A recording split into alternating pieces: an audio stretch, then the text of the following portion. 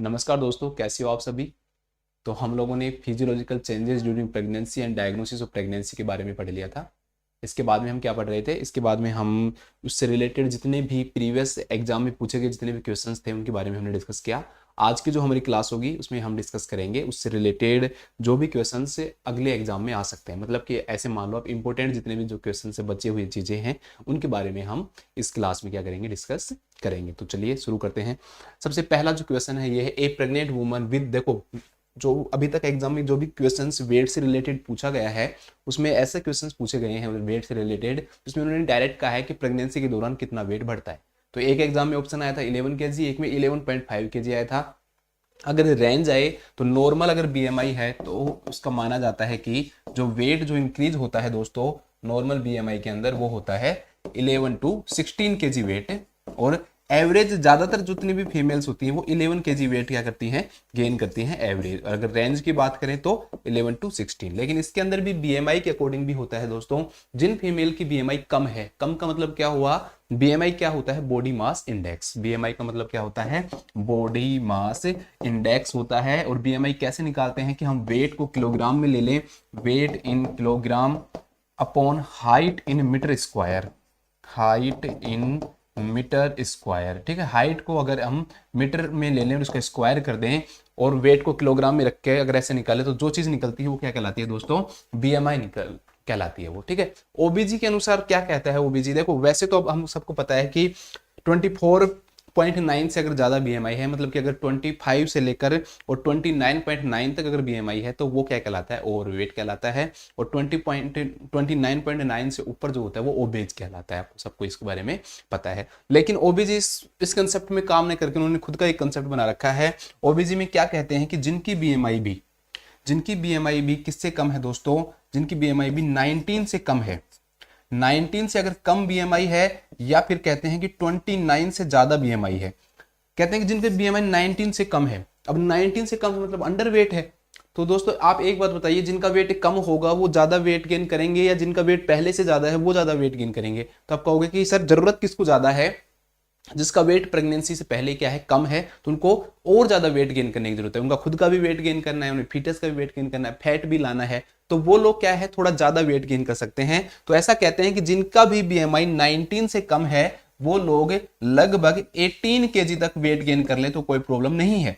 ठीक है, नॉर्मल अगर बीएमआई वाला पर्सन है तो वो 16 केजी से ज्यादा वेट गेन नहीं कर सकता। अगर 16 से ज्यादा वेट गेन कर रहा है तो वो एबनॉर्मल कहलाएगा। ठीक है, वो क्या कराएगा कि वो उसने इंक्रीज वेट गेन, ज्यादा वेट गेन कर लिया, हम उसको डिजीज कंडीशन में ले सकते हैं कि भाई उसको पॉलीहाइड्रोएमिनियोज की कंडीशन हो सकती है। ठीक है, ऐसी जितने भी जो कंडीशन है उसको मल्टीपल ट्विंस की कंडीशन हो सकती है। लेकिन दोस्तों जिनका वेट पहले से बहुत कम था, बीएमआई कम थी, ओबीजी कहती है कि अगर 19 से कम बीएमआई है, अगर 19 से कम बीएमआई है तो वो अगर 16 की जगह 18 केजी भी वेट गेन कर ले तो ये अच्छी बात है, बुरी बात नहीं है। क्यों, क्योंकि उस फीमेल का जो वेट है वो बहुत ही कम है। और क्या कहती है, अगर 29 से ज्यादा, मतलब 29 से भी ज्यादा बीएमआई, मतलब उसका वेट पहले से क्या है दोस्तों, बहुत ज्यादा है, तो नॉर्मल लगभग 11 केजी तक वेट करना है, वेट गेन करना है। लेकिन ऐसी जो फीमेल है वो सिर्फ कितना वेट गेन करेंगे दोस्तों, 7 केजी तक ही उनको वेट गेन करना चाहिए। सिर्फ कितना वेट गेन करना चाहिए, 7 केजी तक ही उनको वेट गेन करना चाहिए, उससे ज्यादा वेट गेन नहीं करना चाहिए। तो ये आप सारे कंसेप्ट याद रखना। इसके अलावा और जो कंसेप्ट है वो भी मैं आपको इससे रिलेटेड बताता हूं। वेट के अंदर कई बार ट्राइमेस्टर के अकॉर्डिंग पूछ लेते हैं कि weight gain according to trimester, weight gain according to trimester. ये क्वेश्चन भी एक बार एग्जाम में पूछा जा चुका है, ऐसे नहीं है कि इसको पूछा नहीं गया है, ये भी एक बार एग्जाम में पूछा गया है। उसमें पूछा था कि फर्स्ट ट्राइमेस्टर, सेकंड ट्राइमेस्टर और थर्ड ट्राइमेस्टर। फर्स्ट ट्राइमेस्टर के अंदर दोस्तों 1 केजी वेट गेन होता है, सेकंड ट्राइमेस्टर के अंदर 5 केजी वेट गेन होता है और थर्ड ट्राइमेस्टर के अंदर भी 5 केजी वेट गेन होता है, 5 केजी। तो टोटल जो वेट गेन हो गया दोस्तों वो कितना हो गया, 11 केजी वेट गेन हो गया एवरेज। ठीक है, तो ये भी ध्यान रखना कि ट्राइमेस्टर के अकॉर्डिंग कोई आपसे पूछे कि वेट गेन कितना होता है, आप कहोगे फर्स्ट ट्राइमेस्टर में 1 केजी गेन होता है, सेकंड में 5 केजी, थर्ड में भी 5 केजी, टोटल 11 केजी। एक होता है रैपिड वेट गेन। रैपिड का मतलब क्या होता है, तेजी से वेट गेन होना। उसको हम कैसे डिफाइन करेंगे, उसको भी डिफाइन करने की चीज देखो आप। रैपिड वेट गेन को दोस्तों ऐसे डिफाइन करते हैं कि अगर एक वीक के अंदर वेट गेन जो है मैक्सिमम जो होता है ना दोस्तों वो 0.5 केजी तक होना चाहिए नॉर्मल। लेस देन 0.5 kg, मतलब 0.5 kg तक ही होना चाहिए। अगर weight gain 0.5 kg per week से ज्यादा हो रहा है, पर वीक, एक वीक में अगर 0.5 kg से ज्यादा वेट गेन हो रहा है दोस्तों, तो इसे हम किस नाम से जानेंगे? रैपिड वेट गेन के नाम से जानेंगे। या फिर अगर कोई मंथली पूछे, तो अगर मंथली 2 kg से ज्यादा अगर पर मंथ वेट गेन हो रहा है, तो इसे भी हम किस नाम से जानेंगे दोस्तों? इसे भी हम रैपिड वेट गेन के नाम से जानेंगे। तो वेट गेन जो है वो भी ज्यादा भी नहीं होना चाहिए, ऐसे नहीं है कि एक कंटिन्यू हर वीक के अंदर 2-2 किलो वेट गेन कर रहे हैं। तो वेट गेन का मैक्सिमम जो वेट गेन बताया गया है, वो बताया गया है कि एक वीक के अंदर आधा किलो ही वेट क्या कर सकते हैं? गेन कर सकते हैं। और एक महीने के अंदर ज्यादा से ज्यादा कितना वेट गेन कर सकते हैं दोस्तों? 2 kg वेट गेन कर सकते हैं। ठीक है, तो आपको ये भी क्या रखना है, आपको इसके बारे में भी ध्यान रखना है। तो ये हो गया आपके वेट से रिलेटेड जितने भी जो क्वेश्चंस थे उनके बारे में हमने डिस्कस किया। तो इस क्वेश्चन का आंसर है कि प्रेग्नेंट वुमन विद 18 बीएमआई, मैंने आपको बताया कि 19 से कम, तो 19 से कम ही होती है दोस्तों, 18 या ज्यादा होती है? कम ही होती है। तो ऐसी जो फीमेल है वो कितनी वेट गेन कर सकती हैं? 18 kg तक का वेट गेन कर सकती है, कोई प्रॉब्लम नहीं है। अगर उसकी बीएमआई 29 से अगर ज्यादा होती तो वो 7 kg ही वेट गेन करती। अगर उसकी बीएमआई नॉर्मल होती तो वो 11 to 16 kg करती। और 20 kg तो ज्यादा हो गया, ये भी क्या हो गया दोस्तों? बिल्कुल ही क्या हो गया? एबनॉर्मल हो गया। तो हमारे इस क्वेश्चन का जो आंसर होगा दैट विल बी, क्या होगा कि जिसकी 18 बीएमआई है वो 18 kg तक वेट गेन कर सकती है। अब देखते हैं हम नेक्स्ट क्वेश्चन। नेक्स्ट जो क्वेश्चन है, correct statement regarding Braxton Hicks contraction. बहुत ही अच्छा क्वेश्चन है, अगर ऐसे क्वेश्चन पूछे जाए तो बहुत अच्छी चीज है कि ब्रैक्सटन हिक्स कॉन्ट्रैक्शन के बारे में इनमें से करेक्ट जो स्टेटमेंट है वो कौन सा है। अब ब्रैक्सटन हिक्स कॉन्ट्रैक्शन कौन से कॉन्ट्रैक्शन होते हैं तो दोस्तों? पूरी through out the pregnancy, pregnancy के दौरान क्या होता रहता है? फीमेल के अंदर क्या होते रहते हैं? कॉन्ट्रैक्शन होते रहते हैं। और उन कॉन्ट्रैक्शन का नाम जो है वो ब्रैक्सटन ने दिया था, इसलिए उसका नाम उसने अपने नाम पे रखा और उसने कहा कि इनका नाम होगा Braxton Hicks contraction. Braxton Hicks contraction जैसे ही खत्म होते हैं वैसे ही नए कॉन्ट्रैक्शन आते हैं, और वो कौन सा होता है? ट्रू लेबर पेन के कॉन्ट्रैक्शन। तो ब्रैक्सटन हिक्स कॉन्ट्रैक्शन कैसे कॉन्ट्रैक्शन होते हैं? सबसे पहली बात हम जानते हैं कि ये कॉन्ट्रैक्शन कैसे होते हैं? पेनलेस कॉन्ट्रैक्शन होते हैं। ठीक है, पेनलेस होते हैं, स्पाज्मोडिक होते हैं। स्पाज्म मतलब ऐसे खिंचाव सा महसूस होगा, पेन तो नहीं होगा लेकिन जैसे खिंचाव महसूस होता है वैसा महसूस होगा, तो स्पाज्मोडिक के कॉन्ट्रैक्शन होते हैं। इसके अलावा दोस्तों ऐसे नहीं है कि 5-5 मिनट पे आएंगे, कोई इनकी रेगुलरिटी रहेगी, बिल्कुल रेगुलर नहीं रहेंगे। कोई कॉन्ट्रैक्शन ज्यादा देर भी हो सकता है, रिलैक्सेशन कम देर भी हो सकता है। तो इसमें कोई टाइम पीरियड क्या नहीं है, डिसाइड नहीं है, इसलिए इनको क्या बोल दिया? इररेगुलर बोल दिया। और इसके अलावा दोस्तों ये इनफ्रीक्वेंट होते हैं। फ्रीक्वेंट का मतलब ऐसे नहीं है कि बार बार आएंगे, अपनी मर्जी से आते हैं, अपनी मर्जी से जाते हैं। और सबसे लास्ट जो इसका डोंट इफेक्ट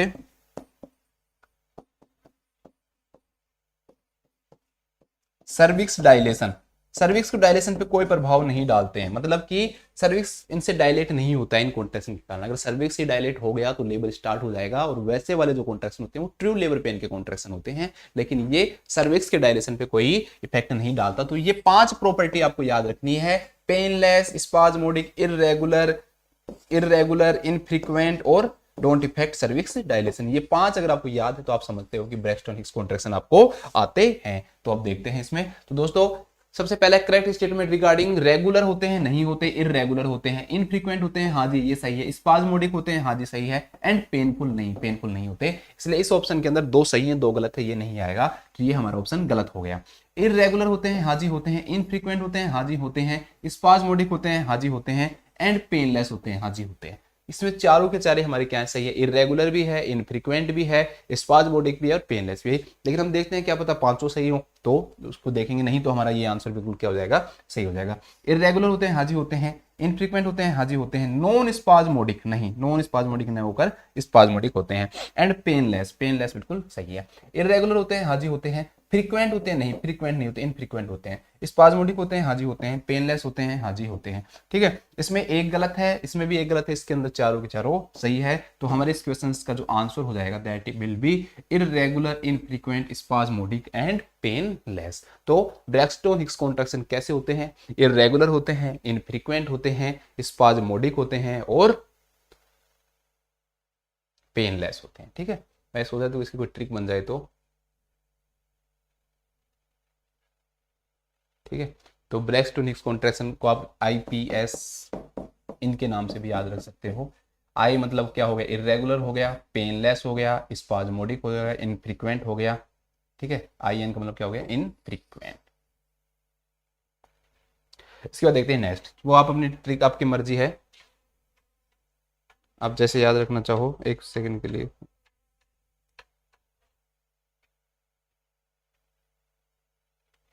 नेक्स्ट, इसके बाद हम देखते हैं नेक्स्ट क्वेश्चन। नेक्स्ट जो क्वेश्चन है उसमें, a pregnant woman with a BMI of 32 can gain weight up to, हमने अभी बात की है, मैं जल्दी जल्दी आपको फिर से बताता हूं। नॉर्मल अगर बीएमआई है, weight gain 11 to 16 KG, average पूछे 11 केजी, एग्जाम में एक बार क्वेश्चन था उसमें एवरेज 11.5 दे रखा था, वही सही आंसर था।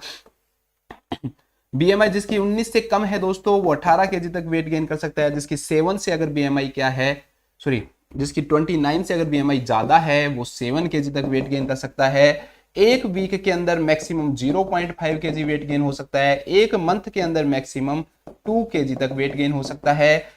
फर्स्ट ट्राइमेस्टर के अंदर 1 केजी वेट, सेकंड ट्राइमेस्टर में 5 केजी वेट, थर्ड ट्राइमेस्टर में भी 5 केजी वेट गेन हो सकता है। दोस्तों आपको याद हो गया होगा, रट गया होगा ये। तो एक pregnant woman with a BMI of 32 मतलब कि 29 से ज्यादा हो गई तो कितना वेट गेन कर सकती है दोस्तों, वो 7 केजी तक वेट गेन कर सकती है। 11 केजी नॉर्मल है। 18 केजी तक जिसकी भी बीएमआई 19 से कम है वो वेट गेन कर सकती है। 20 केजी कोई गेन नहीं कर सकती, वो एबनॉर्मल ही होगा। ठीक है, तो दोस्तों ये सारे क्वेश्चंस हमने देखे, सॉरी ये सारे ऑप्शंस हमने देखे और इसके हिसाब से हमारे इस क्वेश्चंस का जो आंसर हो जाएगा कि जिसकी बीएमआई 32 है उसको सिर्फ और सिर्फ कितना वेट गेन करना चाहिए, 7 केजी तक वेट गेन करना चाहिए। इसके बाद देखते हैं नेक्स्ट क्वेश्चन। नेक्स्ट क्वेश्चन है कि total increase in RBC volume during pregnancy at term as. ठीक है, कि आरबीसी की वॉल्यूम में क्या होता है, इंक्रीज होता है। देखो हम ब्लड से रिलेटेड देखते हैं। ब्लड से रिलेटेड आपको ध्यान रखना दोस्तों कि ब्लड का अमाउंट जो होता है वो लगभग इंक्रीज होता है, लगभग 1.5 लीटर तक होता है। प्लाज्मा का वॉल्यूम है वो भी क्या होता है, इंक्रीज होता है। आरबीसी की कंसंट्रेशन नहीं बात कर रहा मैं, आरबीसी की वॉल्यूम की बात कर रहा हूं, इंक्रीज होती है। हीमोग्लोबिन की वॉल्यूम भी दोस्तों क्या होती है, इंक्रीज होती है। आपके अंदर डब्ल्यूबीसी जो है वो भी क्या होती है दोस्तों, इंक्रीज होती है। प्लेटलेट्स जो है दोस्तों वो भी क्या होती हैं, क्या तो वो नो चेंज रहेगा या फिर डिक्रीज होती हैं 10 to 15%, 10 to 15%। इसके अलावा दोस्तों, इसके अलावा क्या याद रखना है, आरबीसी की अगर कंसंट्रेशन पूछे तो दोस्तों डिक्रीज होती है। हीमोग्लोबिन की कंसंट्रेशन पूछे दोस्तों डिक्रीज होती है।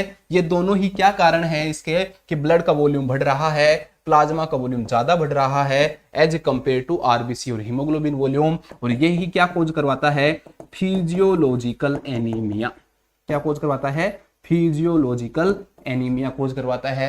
तो ये आपको याद रखना है। ठीक है, इसके अलावा ब्लड कोगुलेशन जो फैक्टर हैं उनकी कंसंट्रेशन भी क्या होती है दोस्तों, कम होती है। कंसंट्रेशन कम होती है, अमाउंट इंक्रीज होती है। ब्लड कोगुलेशन फैक्टर की जो कंसंट्रेशन है दोस्तों, वो कंसंट्रेशन क्या होती है दोस्तों, कम होती है 7%, सॉरी ब्लड कोगुलेशन जो फैक्टर है, ब्लड कोगुलेशन फैक्टर लिख दिया मैंने, माफी चाहूंगा, मैं यहां पे लिख रहा था ब्लड प्रोटीन।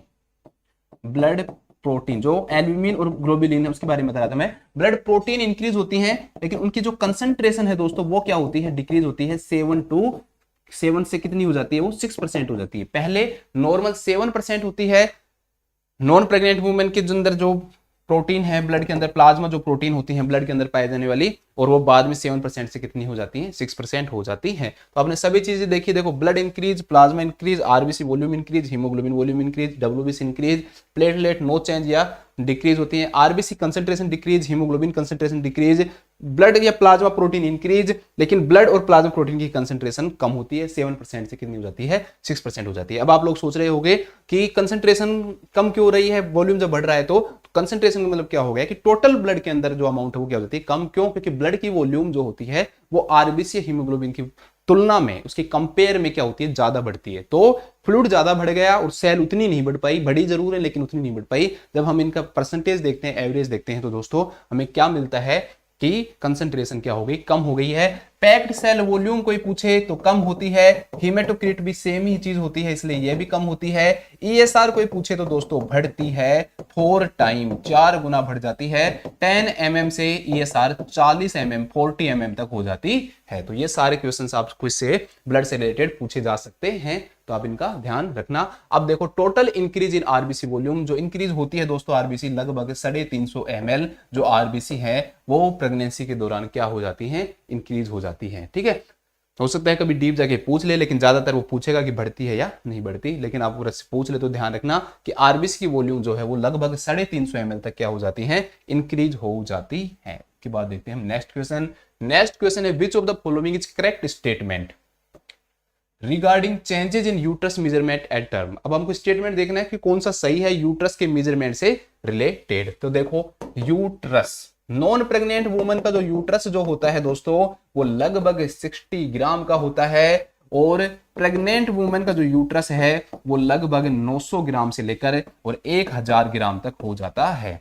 ठीक है, 900 ग्राम से लेकर देखो 60 ग्राम नॉन प्रेग्नेंट, 1000 ग्राम प्रेग्नेंट वुमन का यूट्रस हो जाता है। याद रखना कैपेसिटी की अगर हम बात करें दोस्तों तो कैपेसिटी इसकी इंक्रीज हो जाती है लगभग 500 से 1000 गुना इसकी कैपेसिटी क्या हो जाती है, इंक्रीज हो जाती है। इसकी अगर हम कंसिस्टेंसी की बात करें तो कैसा होता है, ये सॉफ्ट होता है एंड इलास्टिक होता है। प्रेगनेंसी के दौरान कैसा हो जाता है, सॉफ्ट एंड इलास्टिक हो जाता है। अगर हम यूट्रस की शेप की बात करें, यूट्रस की अगर हम शेप की बात करें दोस्तों, शेप तो नॉन प्रेग्नेंट वुमन का जो यूट्रस होता है वो होता है पायरीफॉर्म होता है, पायरीफॉर्म। और अगर हम बात करें प्रेग्नेंट वुमन का जो यूट्रस है वो अलग अलग टाइम पे क्या रहता है, अलग अलग रहता है। अर्ली प्रेगनेंसी में अगर हम बात करें तो इसका जो यूट्रस है वो कैसा रहता है, ग्लोब्यूलर रहता है।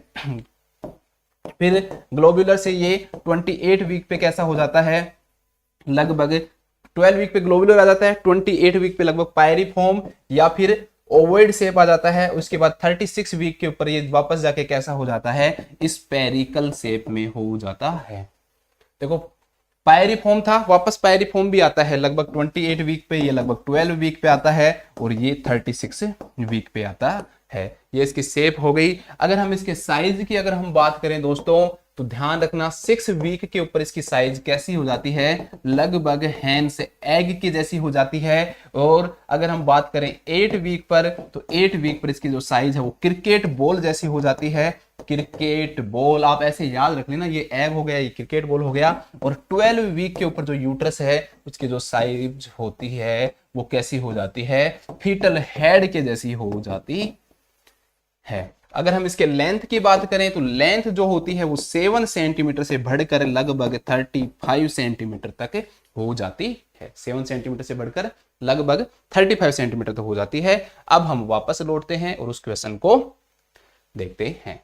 यूट्रस वेग्स अबाउट 900 ग्राम, बिल्कुल सही है ये बात, 900 ग्राम, क्योंकि मैंने बताया था कि 900 से 1000 ग्राम तक यूट्रस के क्या हो जाता है, वेट हो जाता है। And measures 20 centimetre in length, बिल्कुल गलत। मैंने आपको बताया था कि लेंथ जो होती है वो 7 सेंटीमीटर से बढ़कर प्रेग्नेंट वुमन के अंदर 35 सेंटीमीटर तक हो जाती है। यूट्रस वेग्स अबाउट 600 ग्राम, बिल्कुल गलत है, 600 ग्राम नहीं होता, 900 to 1000 ग्राम होता है। कैपेसिटी इज इंक्रीज, ये दूसरी लाइन बिल्कुल सही है, कैपेसिटी इंक्रीज हो जाती है, 500 से 1000 ग्राम कैपेसिटी इंक्रीज होती है। यूट्रस वेग्स अबाउट 60 ग्राम नहीं, नॉन प्रेग्नेंट वुमन का यूट्रस होता है 60 ग्राम का तो। And measures about 7.5 centimetre in length, ये भी गलत है। ये दोनों ही चीजें किसकी प्रॉपर्टी है, नॉन प्रेग्नेंट वुमन की है। जबकि हम ये पूछ क्या रहा है कि यूट्रस मेजरमेंट टर्म पे कब होता है, तो टर्म का मतलब क्या हो गया, प्रेगनेंसी में 37 से 42 वीक की जो प्रेगनेंसी जो होती है वो टर्म पीरियड कहलाता है। यूट्रस वेग्स अबाउट 1000 ग्राम, बिल्कुल सही बात है, 1000 ग्राम, 900 से 1000 ग्राम, 900 to 1000 ग्राम होता है। And measures 35 centimetre in length, ये भी बिल्कुल करेक्ट है। 7 सेंटीमीटर से लेंथ बढ़कर कितनी हो जाती है, 35 सेंटीमीटर हो जाती है। तो ये इस क्वेश्चन में हमारा कोई एक ही ऐसा ऑप्शन दिखा जिसके अंदर दोनों की दोनों बातें क्या है, सही है। तो इस क्वेश्चन का आंसर जो हो जाएगा that uterus weighs 1000 gram and measures about 35 centimetre in length. तो ये हमारा हो गया आंसर। इसके बाद देखते हैं next question. Next question, erythrocyte sedimentation rate at term is, erythrocyte sedimentation rate term पे कितनी होती है। वापस हम ब्लड की बात करते हैं कि ब्लड में प्रेगनेंसी के दौरान क्या क्या चेंजेस आते हैं। दोस्तों ध्यान रखना, ब्लड का वॉल्यूम क्या होता है, मैं बार बार क्यों बता रहा हूं, मैं बार बार इसलिए बता रहा हूं कि आप सुनो और आपको अपने आप ही रट जाए। बार बार सुनो, ऐसे मत सुनो कि सुना हुआ है, ऐसे सुनो कि सुना हुआ नहीं है। बार बार आप भी कोशिश करो उसको सुनने की। अगर आपने ये सोच लिया कि ये तो बताया हुआ है, छोड़ो मैं रट लूंगा, आप मेरे से सुनोगे तो जल्दी याद होगा। एक टीचर में और एक बुक में यही अंतर होता है, बुक में आपको खुद को पूरी मेहनत करनी पड़ती है और टीचर खुद मेहनत करके आपको शॉर्ट में देता है। देखो ब्लड का वॉल्यूम क्या होगा, इंक्रीज होगा। प्लाज्मा का वॉल्यूम क्या होगा, इंक्रीज होगा। डब्ल्यूबीसी का वॉल्यूम पूछे, इंक्रीज होगा। आरबीसी का वॉल्यूम पूछे, इंक्रीज होगा। हीमोग्लोबिन का वॉल्यूम पूछे, इंक्रीज होगा। प्लेटलेट का पूछे, नो चेंज होगा या फिर डिक्रीज होगा 10 to 15%। ठीक है दोस्तों, ये ध्यान रखना। आरबीसी की कंसंट्रेशन पूछे, डिक्रीज होगा। डब्ल्यूबीसी की कंसंट्रेशन पूछे दोस्तों, डिक्रीज होगी। सॉरी, हीमोग्लोबिन की अगर कंसंट्रेशन पूछे तो डिक्रीज होगी। RBC concentration, haemoglobin concentration. Plasma protein पूछे, प्लाज्मा प्रोटीन पूछे, इंक्रीज होगी। प्लाज्मा प्रोटीन का कंसंट्रेशन पूछे, प्लाज्मा प्रोटीन का अगर कंसंट्रेशन पूछे दोस्तों तो डिक्रीज होगी। कितनी हो जाएगी, 7%। नॉन प्रेग्नेंट में है, प्रेगनेंसी में कितनी हो जाएगी, 6% हो जाएगी। एल्ब्यूमिन और ग्लोब्यूलिन पूछे, एल्ब्यूमिन एंड ग्लोब्यूलिन, तो एल्ब्यूमिन जो नॉन प्रेग्नेंट वुमेन में होता है 1.7 एंड रेसो, और ग्लोब्यूलिन होता है 1। ये होता है किसमें, नॉन प्रेग्नेंट में। प्रेगनेंसी के दौरान क्या होगा दोस्तों, एल्ब्यूमिन कम होगा। प्रेगनेंसी में क्या होगा, एल्ब्यूमिन कम होगा। ग्लोब्यूलिन क्या होगा दोस्तों, बढ़ेगा। और रेसो कितना आ जाएगा, 1:1। कोई पूछे कि प्रेगनेंसी के दौरान एल्ब्यूमिन और ग्लोब्यूलिन का रेसो कितना होता है, आप कहोगे 1:1 होता है। कोई पूछे कि प्रेगनेंसी के दौरान एल्ब्यूमिन घटता है या बढ़ता है, तो आप कहोगे कम होता है। ग्लोब्यूलिन कम होता है कि बढ़ता है, आप कहोगे बढ़ता है। इसके अलावा packed cell volume, packed cell volume या हीमेटोक्रिट क्या होता है, आरबीसी की जितनी परसेंटेज होती है ब्लड के अंदर वही क्या कहलाता है, पैक्ड सेल वॉल्यूम या हीमेटोक्रिट कहलाता है। तो मैंने कहा कंसंट्रेशन कम हो रही है, इसका मतलब परसेंटेज क्या हो रही है, कम हो रही है। इसलिए जो पैक्ड सेल वॉल्यूम या हीमेटोक्रिट क्या होगा दोस्तों, हीमेटोक्रिट डिक्रीज होगा। लेकिन अगर आपसे कोई पूछे कि ईएसआर क्या होगा, तो दोस्तों मैंने आपको बताया कि इरिथ्रोसाइट के बैठने की दर होती है। जैसे मान लो कि ये नॉन प्रेग्नेंट वुमेन की क्या है, आरबीसी है, लेकिन मैंने आपको बताया कि प्रेगनेंसी के दौरान क्या होता है दोस्तों, प्रेगनेंसी के दौरान आरबीसी की संख्या तो बढ़ती है, कंसंट्रेशन कम होती है, तो संख्या बढ़ेगी। तो पहले मान लो यहां तक थी, ये सेम ट्यूब है, लेकिन अब प्रेगनेंसी के दौरान क्या होगा, ये क्या हो जाएगी, और इंक्रीज हो जाएगी। ऐसे मान लो ये जो इंक्रीज जो हो रही है, मैं इसको थोड़ा डिफरेंट कलर में लिख देता हूं, ये इतनी डिक्रीज हो गई है। इरिथ्रोसाइट की बैठने की, सेटलमेंट की, जो सेडिमेंटेशन की जो रेट होती है, वही क्या कहलाती है, इरिथ्रोसाइट सेडिमेंटेशन रेट कहलाती है।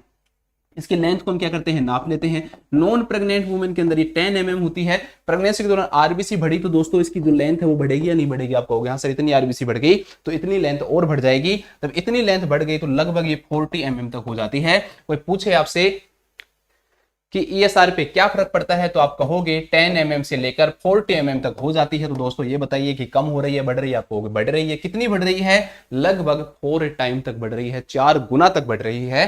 10 mm से 40 mm तक हो रही है। तो देखिए अब हम आते हैं हमारे क्वेश्चन पे। Erythrocyte sedimentation rate at term is, term पे कितनी होती है, 10 mm पर आर हो जाती है। इंक्रीज 2 टाइम बिल्कुल गलत होती है, क्योंकि 40 mm होती है और 4 गुना बढ़ती है। 20 mm पर 4 टाइम बढ़ती है, गलत। 30 mm पर आर और इंक्रीज 3 टाइम, गलत। 40 mm पर हार और इंक्रीज 4 टाइम्स। 1 घंटे में हम नापते हैं उसको कितनी बैठी, और 40 mm तक बैठती है, 4 गुना तक क्या होती है, बढ़ जाती है। तो इरिथ्रोसाइट सेडिमेंटेशन जो रेट है दोस्तों वो इंक्रीज होती है। प्रेगनेंसी के दौरान क्या होती है, इंक्रीज होती है। ठीक है, इसके बाद देखते हैं नेक्स्ट क्वेश्चन। नेक्स्ट क्वेश्चन है correct statement regarding arrangement of the muscles fibre of the uterus. देखो मायोमेट्रियम जो है दोस्तों, उसके अंदर जो मसल्स फाइबर पाए जाते हैं उसके अंदर क्या पाया जाता है, देखो आउटर जो मसल्स फाइबर होते हैं दोस्तों वो होते हैं लॉन्गिट्यूडाइनल। आउटर मसल फाइबर लॉन्गिट्यूडाइनल होते हैं, इनर जो होते हैं सर्कुलर होते हैं, और इंटरमीडिएट जो होते हैं वो क्रॉस सेक्शन में होते हैं। ठीक है, देखो ऐसे रहते हैं मसल्स फाइबर की। अगर आप प्रॉपर्टी देखो दोस्तों किसकी, मायोमेट्रियम की, मायोमेट्रियम की मसल्स फाइबर ऐसे पाए जाते हैं। ध्यान रखना, एल लॉन्गिट्यूडाइनल होते हैं, इंटरमीडिएट जो होते हैं, फिर इसके बाद इंटरमीडिएट होते हैं एल आई, और फिर क्या होते हैं, सर्कुलर होते हैं। तो लॉन्गिट्यूडाइनल होते हैं। आउटर कैसे होते हैं दोस्तों, आउटर जो होते हैं वो लॉन्गिट्यूडाइनल होते हैं, इंटरमीडिएट जो होते हैं वो इस ऐसे होते हैं। इंटरमीडिएट का मतलब ये क्या कहलाता है, क्रॉस फैशन। क्या कहलाता है, क्रॉस फैशन या फिर नंबर 8 फैशन, नंबर 8 फैशन। ठीक है, मैं आपको इसको थोड़ा अच्छे से समझाता हूं।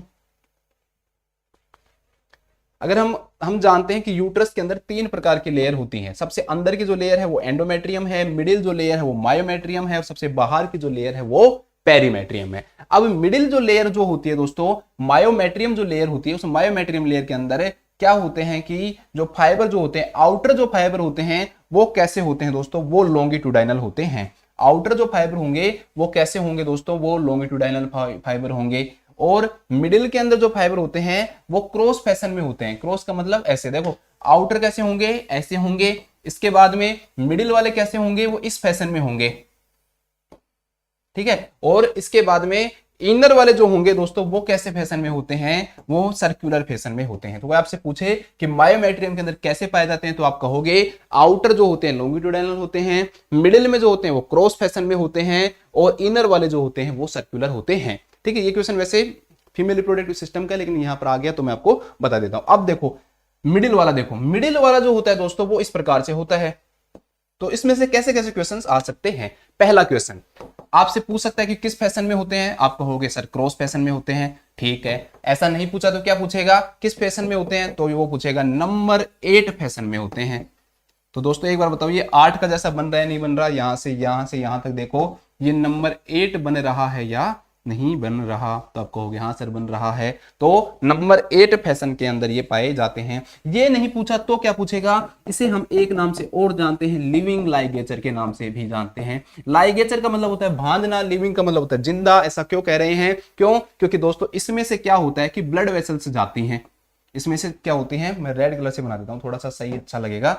ब्लड वेसल्स यहां से क्या होती है, इस प्रकार से जाती हैं अंदर से। तब इसके अंदर से ब्लड वेसल्स जाती हैं दोस्तों, जब इसके अंदर से ब्लड वेसल्स ऐसे जाती हैं तो कॉन्ट्रैक्शन के दौरान ये क्या काम करता है कि उन ब्लड वेसल्स को क्या कर देता है, प्रेस कर देता है, दबा देता है, तो ब्लड की सप्लाई रुक जाती है, और रिलैक्सेशन के दौरान उनको छोड़ देता है। क्यों, क्योंकि अपने अंदर ब्लड वेसल्स को ऐसे फंसा लेता है, और जैसे ही कॉन्ट्रैक्शन होगा उसको प्रेस कर देगा, ब्लड वेसल्स के अंदर ब्लड वेसल प्रेस होगा तो ब्लड नहीं जा पाएगा, रुक जाता है, और जैसे रिलैक्सेशन होगा वापस उनको छोड़ देता है। इस कारण हम इसे कहते हैं कि जिंदा, बांधने वाला। लिविंग का मतलब हो गया जिंदा है, और लाइगेचर का मतलब बांधने वाला हो गया, जो उसको बाइंड कर रहा है, बांध रहा है। इसलिए हम इसे किस नाम से जानते हैं, लिविंग लाइगेचर के नाम से जानते हैं। तो कोई पूछ सकता है कि मायोमेट्रियम की कौन सी लेयर लिविंग लाइगेचर के नाम से जानी जाती है, तो आप कहोगे कि मायोमेट्रियम की मिडिल जो लेयर होती है उसे हम लिविंग लाइगेचर के नाम से जानते हैं। कौन से फैशन में होती है, नंबर 8 फैशन में होती है। यह भी नहीं पूछा तो क्या पूछेगा, क्रॉस फैशन में पाई जाती है। तो ध्यान रखना, यह भी एक इंपॉर्टेंट क्वेश्चन हो सकता है।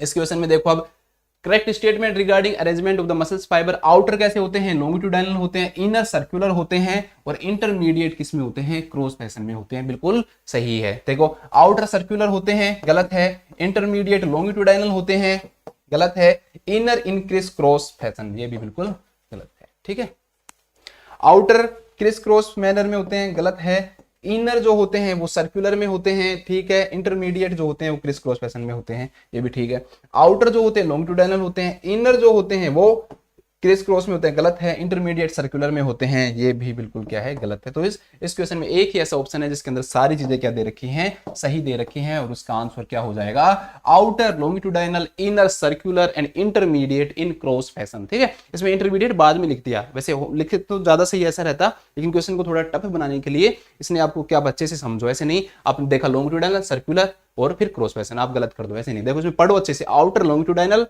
इंटरमीडिएट क्रॉस फैशन और इनर सर्कुलर। ठीक है, तो इस क्वेश्चन का आंसर क्या हो जाएगा, इसका आंसर हो जाएगा ए। इसके बाद देखते हैं हम next question. Next the hormone which is responsible for appearance of striae gravidarum. बहुत ही अच्छा क्वेश्चन है। अब हम बात करते हैं skin changes during pregnancy. Skin changes during pregnancy, pregnancy के दौरान कौन कौन से स्किन चेंजेस होते हैं। सबसे पहला जो स्किन चेंजेस होता है दोस्तों प्रेगनेंसी के दौरान, that is striae gravidarum. Gravidarum, striae gravidarum क्या होता है दोस्तों, स्ट्रिया ग्रेविडेरम क्या होता है कि स्ट्रिया का मतलब होता है खिंचाव, स्ट्रेचिंग। क्या होता है स्ट्रेचिंग, और ग्रेविडेरम का मतलब होता है प्रेगनेंसी। तो प्रेगनेंसी के दौरान क्या होता है दोस्तों कि जो यूट्रस है उसकी साइज बढ़ती है, एब्डोमेन का एनलार्जमेंट होता है, फंडल हाइट इंक्रीज होती है, उसके कारण से क्या हो जाता है स्ट्रेचिंग हो जाती है। और उस स्ट्रेचिंग के कारण क्या होता है दोस्तों मार्क्स आ जाते हैं, वो जो मार्क्स जो होते हैं वो क्या कहलाते हैं, वो कहलाते हैं स्ट्रिया ग्रेविडेरम। वो मास क्या कहलाते हैं स्ट्रिया ग्रेविडेरम कहलाते हैं। इसका कोई टाइम पीरियड बिल्कुल डिसाइड नहीं है कि भाई 12 वीक पे आते हैं, ये ऐसा कोई फिक्स नहीं है, लेकिन ये अर्ली प्रेगनेंसी में ही आ जाते हैं, सबसे पहले आते हैं।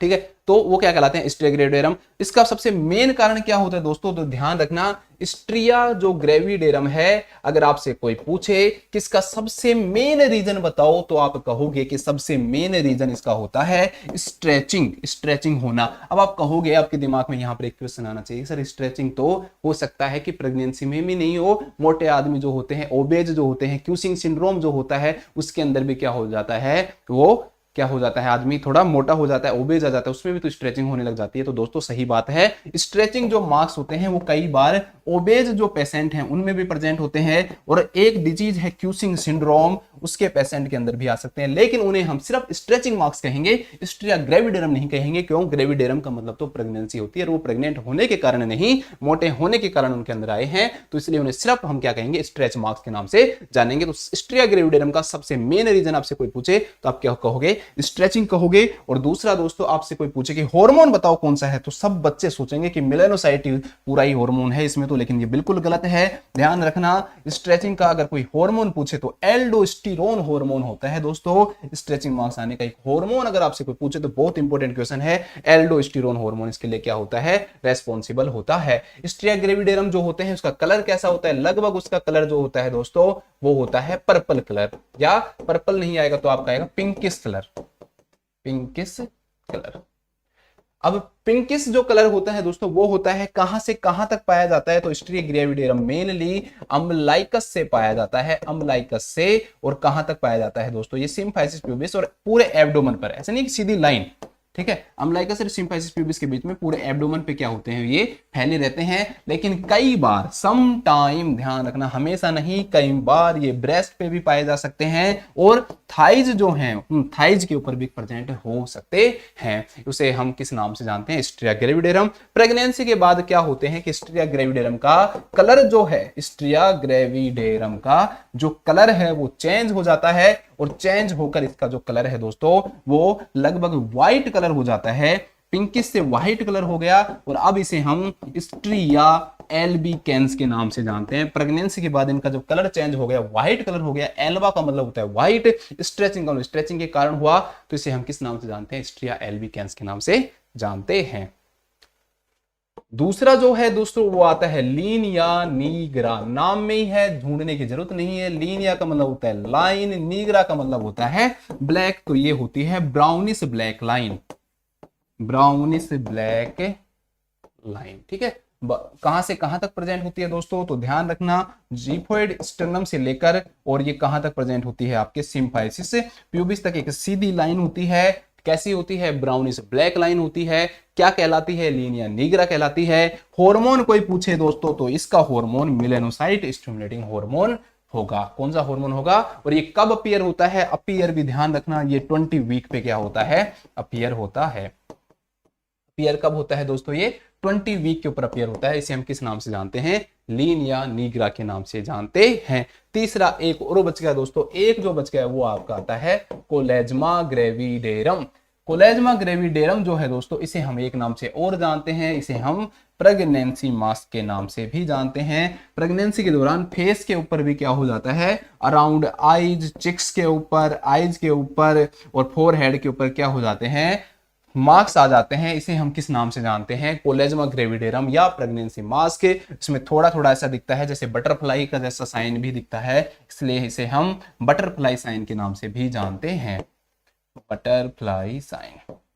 और एक डिजीज में भी बटरफ्लाई साइन प्रेजेंट होता है जिसे हम सिस्टेमिक ल्यूपस इरिथ्रोमेटस कहते हैं। कोई पूछे कब अपीयर होता है तो दोस्तों याद रखना 24 पे कोलेजमा ग्रेविडेरम अपीयर होता है। लीनिया नीग्रा 20 पे होता है, और ग्रेविडेरम का, स्ट्रिया ग्रेविडेरम का कोई सीधा कोई टाइम डिसाइड नहीं है। और भी कोई होते हैं क्या, हाँ 2 साइन और होते हैं, पूछेगा नहीं एग्जाम में, लेकिन मान लो पूछ ले तो पाल्मर एरिथीमा, एरिथीमा। ठीक है, इसके अलावा कौन सा होता है दोस्तों, एक और प्रेजेंट हो सकता है स्पाइडर। ठीक है, वेस्क्यूलर स्पाइडर लिख लो आप, ज्यादा सही रहेगा, वेस्क्यूलर, वेस्क्यूलर स्पाइडर, या कई बार इसका नाम स्पाइडर एंजियोमेटा भी आ जाता है, स्पाइडर एंजियोमेटा, ये भी इस बार आ सकता है। ठीक है, तो ये भी साइन प्रेजेंट होते हैं, इनके बारे में पढ़ने की आपको जरूरत नहीं है, ज्यादातर एग्जाम में इससे रिलेटेड क्वेश्चंस नहीं आते हैं। तो अब हम आते हैं वापस, the hormone which is responsible for appearance of stress gravidarum. कौन सा हार्मोन है स्ट्रेस ग्रेविडेरम के लिए दोस्तों, एल्डोस्टेरोन हार्मोन होता है, ध्यान रखना। मिलेनोसाइट देखते ही मन करता है किसी को सही कर दें, लेकिन ये गलत है। एस्ट्रोजन और प्रोजेस्टेरोन जो होते हैं वो नहीं होते। प्रोजेस्टेरोन हार्मोन ऑफ प्रेगनेंसी कहलाता है, ध्यान रखना। मेन हार्मोन ऑफ प्रेगनेंसी कौन सा है, प्रोजेस्टेरोन। ब्रेस्ट के डेवलपमेंट के लिए मेन हार्मोन कौन सा होता है, एस्ट्रोजन। ये सेंसिटिव ट्रोफोब्लास्ट से होता है, ह्यूमन कोरियन गोनाडोट्रोपिन हार्मोन, और 8वें दिन से क्या हो जाने लग जाता है, सीक्रेट होने लग जाता है, और कॉर्पस ल्यूटियम को मेंटेन रखता है जब तक कि प्लासेंटा का फॉर्मेशन नहीं हो जाता है। और इस क्वेश्चन का आंसर होगा एल्डोस्टेरोन। एल्डोस्टेरोन एक काम और करता है, सोडियम का रिटेंशन भी करता है, ये सोडियम का रिटेंशन, और सोडियम का रिटेंशन होने के कारण वाटर का रिटेंशन होता है, और प्रेगनेंसी के दौरान वाटर का भी क्या होता है दोस्तों, रिटेंशन होता है। इसलिए प्रेगनेंसी को हम कहते हैं कि pregnancy is the state of hypervolaemia. Pregnancy किस चीज की स्टेट है, हाइपरवोलेमिया की। क्यों, क्योंकि प्रेगनेंसी के दौरान 6.5 लीटर वाटर क्या होता है, रिटेन होता है। इसके बाद देखते हैं नेक्स्ट क्वेश्चन।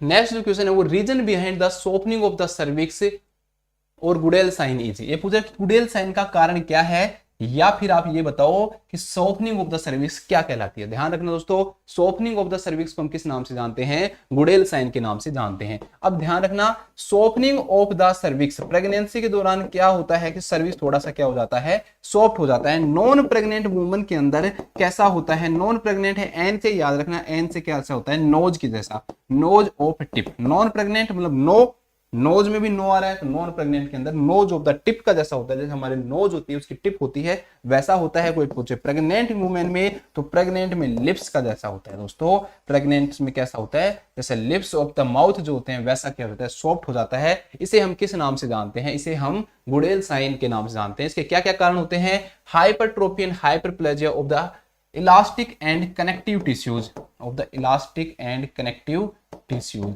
हम जानते हैं कि क्या होता है प्रेगनेंसी के दौरान, हाइपरट्रोफी होती है और हाइपरप्लेजिया भी होती है इलास्टिक और कनेक्टिव टिश्यूज की। तो ये ऑप्शन बिल्कुल सही है। दूसरा है fluid accumulate inside and in between the fibres, बिल्कुल सही है। सर्विस के अंदर जितने भी फाइबर्स होते हैं उनके अंदर वाटर क्या हो जाता है, रिटेन हो जाता है। ब्लड सप्लाई भी बढ़ती है, इसे इंक्रीज्ड वेस्कुलरिटी के नाम से जानते हैं। और ग्लैंड्स की संख्या भी बढ़ जाती है, हाइपरट्रोफी एंड हाइपरप्लेजिया भी हो जाती है। तो सारे के सारे सही हैं। गुडेल साइन होने के 4 कारण होते हैं दोस्तों। पहला है hypertrophy and hyperplasia of the elastic and connective tissues, fluid accumulate हो जाता है अंदर फाइबर्स के बीच में, ब्लड सप्लाई इंक्रीज हो जाती है, हाइपरट्रोफी और हाइपरप्लेजिया जब तक ग्लैंड भी होती है। तो इसका आंसर क्या आएगा, ऑल ऑफ द अबव आएगा। इसका आंसर सारे के सारे ऑप्शन क्या है, ये तो बिल्कुल सही है, कोई सा भी इनमें से गलत नहीं है। नेक्स्ट क्वेश्चन देखते हैं, weight gain more than 0.5 kg per week during pregnancy indicate the. ये क्वेश्चन पूछा गया है, इसके बारे में आपको एक अच्छी सी चीज बताता हूं कि प्रेगनेंसी के दौरान क्या होता है दोस्तों, 0.5 kg से अगर ज्यादा वेट गेन हो रहा है, ठीक है, तो ये रैपिड वेट गेन कहलाता है। ये क्या कहलाता है, रैपिड वेट गेन कहलाता है। दूसरा, अगर पर वीक, अगर एक मंथ के अंदर अगर दोस्तों 2 kg से ज्यादा वेट गेन हो रहा है तो भी क्या कहलाएगा, ये रैपिड वेट गेन कहलाएगा।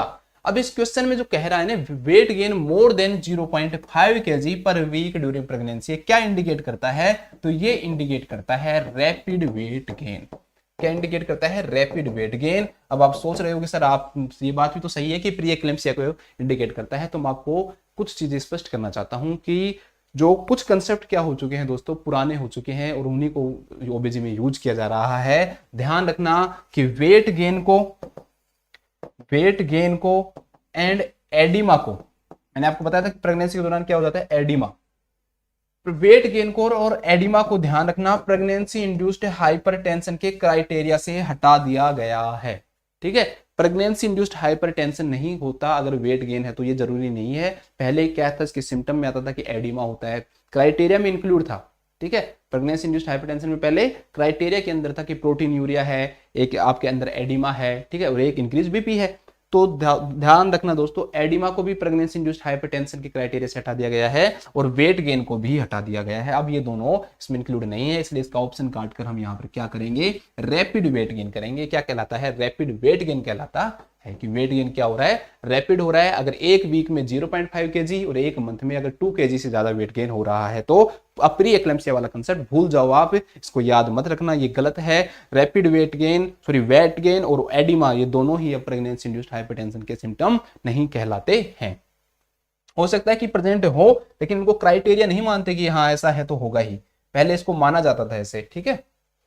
इसके बाद नेक्स्ट क्वेश्चन है, the amount of the water retained during pregnancy at term is about. ध्यान रखना, प्रेगनेंसी के दौरान क्या होता है दोस्तों, एंटी डायूरेटिक हार्मोन का लेवल बढ़ जाता है, एल्डोस्टेरोन का लेवल भी क्या हो जाता है, बढ़ जाता है, एस्ट्रोजन एंड प्रोजेस्टेरोन का लेवल भी बढ़ता है, सोडियम का रिटेंशन भी क्या हो जाता है, इंक्रीज हो जाता है, और ब्लड का वॉल्यूम भी क्या हो जाता है, इंक्रीज हो जाता है। और ये सारी चीजें क्या करती हैं दोस्तों, वाटर को बॉडी के अंदर इंक्रीज करती हैं। क्यों, क्योंकि एंटी डायूरेटिक हार्मोन जो कि पोस्टीरियर पिट्यूटरी ग्लैंड या न्यूरो हाइपोफाइसिस सीक्रेट किया जाता है, वो भी क्या काम करता है, यूरिन को कम कर देता है। तो यूरिन कम होगा तो क्या होगा, ब्लड की अमाउंट क्या होगी, बढ़ेगी, या हम कहीं वाटर की अमाउंट क्या होगी, इंक्रीज होगी, इससे वाटर बढ़ेगा। एल्डोस्टेरोन भी सोडियम का रिटेंशन करता है, जब सोडियम का रिटेंशन होगा तो उसके साथ में वाटर का रिटेंशन तो होना ही होना है।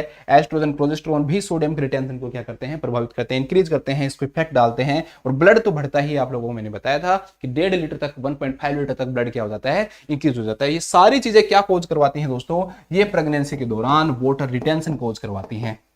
और ये जो वाटर रिटेंशन है दोस्तों, ये कितना होता है, लगभग 6.5 लीटर तक वाटर का क्या होता है, रिटेंशन होता है। इसलिए ही प्रेगनेंसी कहलाती है कि pregnancy is the state of hypervolaemia.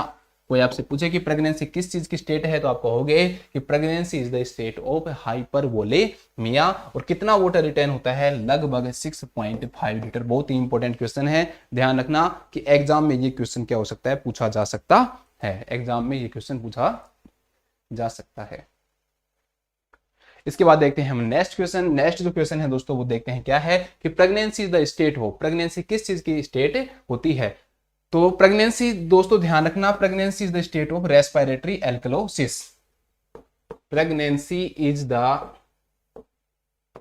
Pregnancy चलो मैं ब्लैक कलर कर देता हूं, ये थोड़ा कम दिखता होगा। Pregnancy is the state of respiratory alkalosis.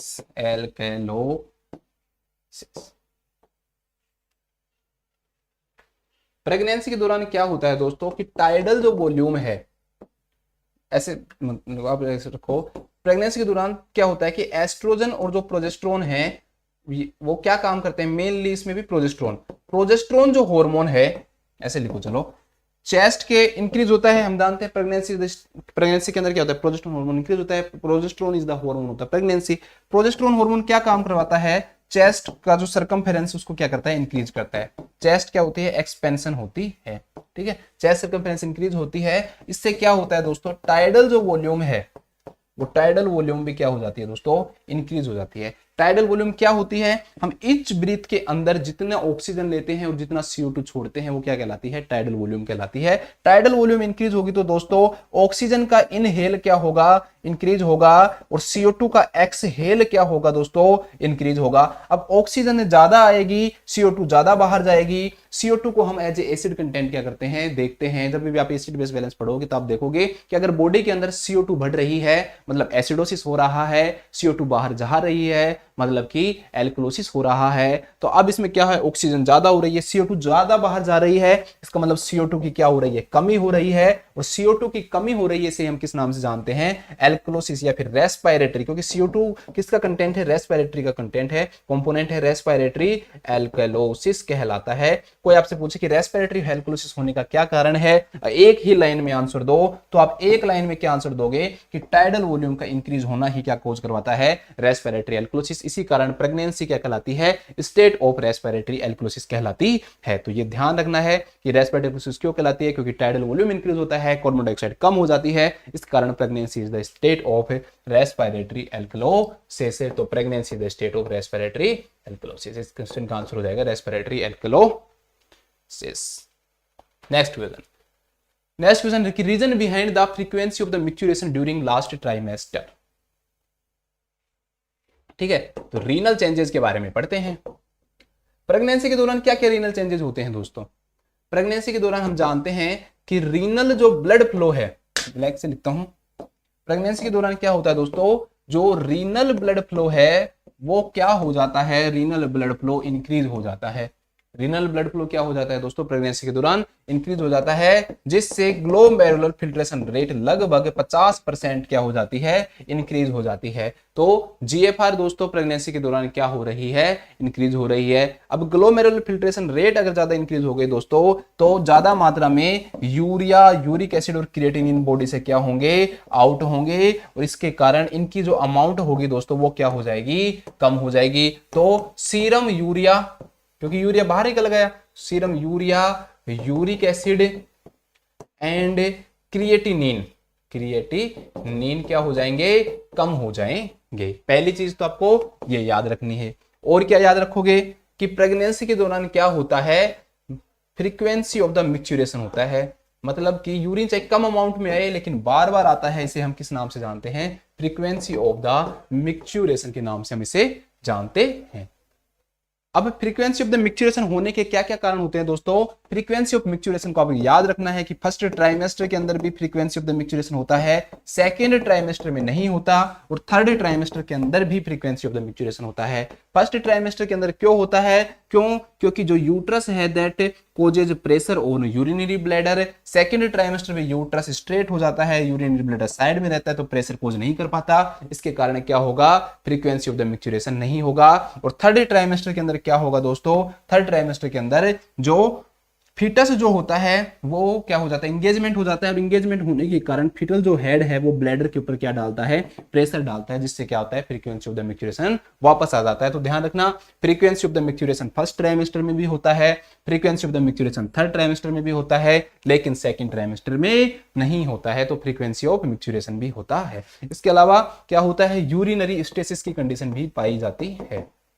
Urinary stasis क्या करता है कि प्रोजेस्टेरोन जो हार्मोन है वो मूवमेंट को क्या कर रहा है, कम कर रहा है या रिलैक्स कर रहा है। तो रिलैक्स होने के कारण यूरिन क्या हो जाता है, कई बार रुक जाता है। इसके कारण ही प्रेगनेंसी के दौरान यूटीआई होने के जो चांसेस हैं वो भी क्या हो जाते हैं, इंक्रीज हो जाते हैं। यूटीआई होने के चांसेस क्या हो जाते हैं, इंक्रीज हो जाते हैं। अब हम देखते हैं क्वेश्चन क्या है, reason behind the frequency of the micturition during last trimester. देखो लास्ट ट्राइमेस्टर लिखा है, अगर फर्स्ट लिखता तो यूट्रस के प्रेशर के कारण होता है, लेकिन थर्ड में मैंने बताया था इंगेजमेंट हो जाता है। इंगेजमेंट का मतलब क्या है कि फीटल हेड ड्रॉप डाउन हो गया किसमें, पेल्विस में, जिसके कारण ब्लैडर पे प्रेशर कोज करता है। तो अब इसमें देखते हैं hypertrophy of the muscles of the bladder, ये कोई कोज नहीं करवाता, हाइपरवोलेमिया भी नहीं करवाता, increase weight of the mother के कारण भी नहीं होता, pressure caused by presenting part on the bladder. Fetal head का प्रेजेंटिंग जो पार्ट है वो क्या कोज करवाता है, ब्लैडर पे प्रेशर कोज करवाता है, जिसके कारण frequency of the maturation last trimester के अंदर क्या होता है, पाया जाता है। फर्स्ट ट्राइमेस्टर में यूट्रस डायरेक्टली ब्लैडर पे कोज करता है, सेकंड में सीधा हो जाता है, इसके कारण जो ब्लैडर है उस पर प्रेशर कोज नहीं होता, इसलिए सेकंड ट्राइमेस्टर में फ्रीक्वेंसी ऑफ द मैच्योरेशन नहीं पाया जाता है। फर्स्ट ट्राइमेस्टर में भी होता है, थर्ड में भी होता है, लेकिन सेकंड ट्राइमेस्टर में एब्सेंट रहता है। तो याद रखना इस क्वेश्चन का, अगर फर्स्ट ट्राइमेस्टर लिखा होता तो कोज क्या होता है इसका कि जो ब्लैडर है उसका प्रेशर पड़ रहा है, और थर्ड ट्राइमेस्टर का अगर पूछ रहा है तो pressure cause by presenting part on the bladder हो जाएगा। अब हम देखते हैं नेक्स्ट जो क्वेश्चन है, that is pregnancy is the state of hypercoagulation, so increase in fibrinogen at term is about. इस क्वेश्चन में ये पूछ रहा है ये कि प्रेगनेंसी जो है वो हाइपरकोगुलेशन की स्टेट होती है, तो प्रेगनेंसी के दौरान फिब्रिनोजन का जो लेवल होता है वो लगभग कितना बढ़ जाता है।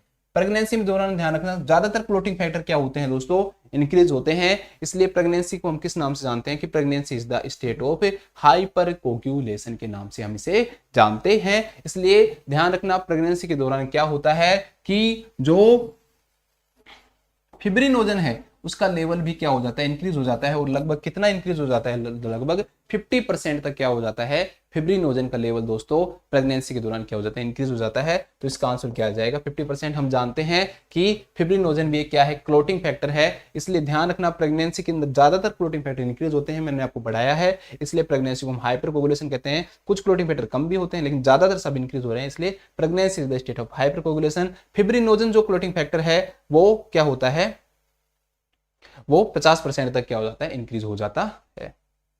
इसके बाद देखते हैं नेक्स्ट क्वेश्चन। नेक्स्ट क्वेश्चन है कि shape of the uterus by 28 week of the pregnancy. तो मैंने आपको यूट्रस के बारे में अच्छे से पढ़ाया हुआ है, मैं एक बार दोबारा से पढ़ा देता हूं। यूट्रस से रिलेटेड जो यूट्रस है, नॉन प्रेग्नेंट वुमन का यूट्रस का वेट 60 ग्राम होता है। प्रेग्नेंट वुमन के यूट्रस का जो वेट है वो 900 से लेकर 1000 ग्राम तक हो जाता है। इसके अलावा कैपेसिटी जो होती है यूट्रस की वो लगभग 500 से 1000 गुना तक बढ़ जाती है। टाइम तक क्या हो जाती है दोस्तों, इंक्रीज हो जाती है। लेंथ जो होती है वो लगभग 7 से 7.5 सेंटीमीटर से बढ़कर लगभग 35 सेंटीमीटर तक क्या हो जाती है, इंक्रीज हो जाती है। अगर हम बात करें यूट्रस की, अगर हम शेप की बात करें तो नॉन प्रेग्नेंट वुमन का यूट्रस का जो शेप होता है वो कैसा होता है, पायरीफॉर्म होता है। इसके बाद में प्रेग्नेंट वुमन का जो यूट्रस है वो 12 वीक के ऊपर लगभग कैसा हो जाता है, ग्लोब्यूलर शेप हो जाता है। फिर इसके बाद में आपको याद रखना है लगभग 28 वीक पर कितना हो जाता है दोस्तों, वापस पायरीफॉर्म आ जाता है। लेकिन पायरीफॉर्म ऑप्शन में नहीं हो तो ओवॉइड हो जाता है। और 36 वीक पे आपको कोई पूछे तो कैसा हो जाता है, ग्लोब्यूलर हो जाता है। ठीक है, ये है इसकी शेप। अगर आपको कोई पूछे कि यूट्रस की साइज बताओ कि कैसी होती है फर्स्ट ट्राइमेस्टर में, तो ध्यान रखना अगर आपसे 6 वीक पे पूछे तो आप कहोगे हैंस एग की जैसी होती है। कोई आपको 8 वीक पे पूछे क्रिकेट बॉल की जैसी होती है। और कोई आपको पूछे 12 वीक पे पूछे तो आप कहोगे कि यूट्रस की साइज कितनी हो जाती है, फीटल हेड की जितनी हो जाती है। तो ये हमारा यूट्रस हो गया इसमें। इसके बाद next question, shape of the uterus by 28 week. तो मैंने आपको कहा था कि 28 वीक के ऊपर ओवॉइड होगी। अगर ओवॉइड नहीं होगा तो कैसी होगी, पायरीफॉर्म होगी, नाशपाती के आकार की जैसी होगी। इसमें दे रखा है ग्लोब्यूलर, तो ग्लोब्यूलर नहीं होती है, स्पेरिकल भी नहीं होती है और क्रिकेट बॉल जैसी भी नहीं होती है। कब होती है वो मैंने आपको बता दिया। इसके बाद है next question, total increase in blood volume during pregnancy at term is about. Pregnancy के दौरान ब्लड वॉल्यूम कितना इंक्रीज होता है, तो मैंने आपको बताया हुआ है। ब्लड से रिलेटेड दोबारा से जल्दी जल्दी सुनो, ब्लड से रिलेटेड क्या क्या चीजें इंक्रीज होती हैं। ब्लड इंक्रीज होता है 1.5 लीटर तक इंक्रीज हो जाता है। इसके अलावा प्लाज्मा, कोई पूछे प्लाज्मा भी क्या होता है दोस्तों, इंक्रीज होता है। आरबीसी का वॉल्यूम क्या होता है, इंक्रीज होता है। हीमोग्लोबिन का वॉल्यूम इंक्रीज होता है। आरबीसी का कंसंट्रेशन कम होता है, हीमोग्लोबिन का कंसंट्रेशन भी कम होता है। ठीक है, हीमोग्लोबिन कंसंट्रेशन भी कम होता है। डब्ल्यूबीसी इंक्रीज होती है। प्लेटलेट्स कोई पूछे तो नो चेंज होती है या फिर डिक्रीज होती है। इसके अलावा आपसे कोई पूछे कि जो क्लोटिंग फैक्टर, अगर सीधा पूछे कि बढ़े या कम होते हैं, सीधा अगर पूछे तो ध्यान रखना सीधा क्या कहोगे, क्लोटिंग फैक्टर इंक्रीज होते हैं। प्लाज्मा प्रोटीन, कोई पूछे कि प्लाज्मा प्रोटीन क्या होती है तो आप कहोगे इंक्रीज होती है। कोई पूछे कि प्लाज्मा प्रोटीन का कंसंट्रेशन पे क्या फर्क पड़ता है तो आप कहोगे कंसंट्रेशन कम होती है। 7% से 6% क्या हो जाती है, कंसंट्रेशन हो जाती है। कोई पूछे एल्ब्यूमिन पे क्या फर्क पड़ता है, एल्ब्यूमिन कम होता है। कोई पूछे ग्लोबुलिन पे क्या फर्क पड़ता है, ग्लोबुलिन ज्यादा होती है। कोई पूछे एल्ब्यूमिन और ग्लोबुलिन का रेशो कितना हो जाता है प्रेगनेंसी में, तो आप कहोगे 1:1 हो जाता है। नॉन प्रेगनेंसी में एल्ब्यूमिन और ग्लोबुलिन का जो रेशो है वो 1.7:1 हो जाता है। तो ये सारे क्या हो गए, आपके ब्लड से रिलेटेड हो गए। अब हम देखते हैं क्वेश्चन क्या है। तो total increase in blood volume, तो ब्लड वॉल्यूम क्या होती है, इंक्रीज होती है। एक लाइन और याद रख लेना कि pregnancy is the state of physiological anaemia, या ऐसे लिख लो physiological anaemia is present in pregnancy. Physiological anaemia is present in pregnancy. Bracket में क्या लिखोगे दोस्तों, बार बार बताया है, should not be less than 11 gram. Haemodilution के कारण क्या हो जाता है, इसका रीजन क्या होता है, कोई पूछे तो एक लाइन में क्या कहोगे, हीमोडाइल्यूशन। हीमोडाइल्यूशन कोई पूछे क्या होता है तो कहोगे कि जितना प्लाज्मा बढ़ता है, जितना ब्लड बढ़ता है, उतना आरबीसी हीमोग्लोबिन नहीं बढ़ते, बढ़ते जरूर है लेकिन उतने नहीं बढ़ते जितना ब्लड और प्लाज्मा बढ़ता है। उसे हम किस नाम से जानते हैं कि हीमोडाइल्यूशन हो गया, मतलब कि ब्लड और प्लाज्मा बढ़ गए और आरबीसी ये इतनी मात्रा में नहीं बढ़ पाई। तो उसके हीमोडाइल्यूशन के कारण क्या हो जाता है, थोड़ा सा जो हीमोग्लोबिन है उसकी कंसंट्रेशन कम हो जाती है। इसी कारण प्रेगनेंसी को हम फिजियोलॉजिकल एनीमिया की स्टेट भी कहते हैं। लेकिन कम होना चाहिए, लेकिन 11 ग्राम से ज्यादा कम हो गया तो वो फिर एनीमिया ही कहलाएगा, पैथोलॉजिकल एनीमिया कहलाएगा, डिजीज कंडीशन कहलाएगी। 11 से कम नहीं होना चाहिए। तो ये सारे क्वेश्चन हो गए, ब्लड से बाहर नहीं पूछा जाता कुछ भी। तो 1.5 लीटर इसका क्या हो जाएगा, आंसर हो जाएगा। इसके बाद देखते हैं next question, total plasma protein concentration at term is. Total plasma protein concentration term पे क्या होती है।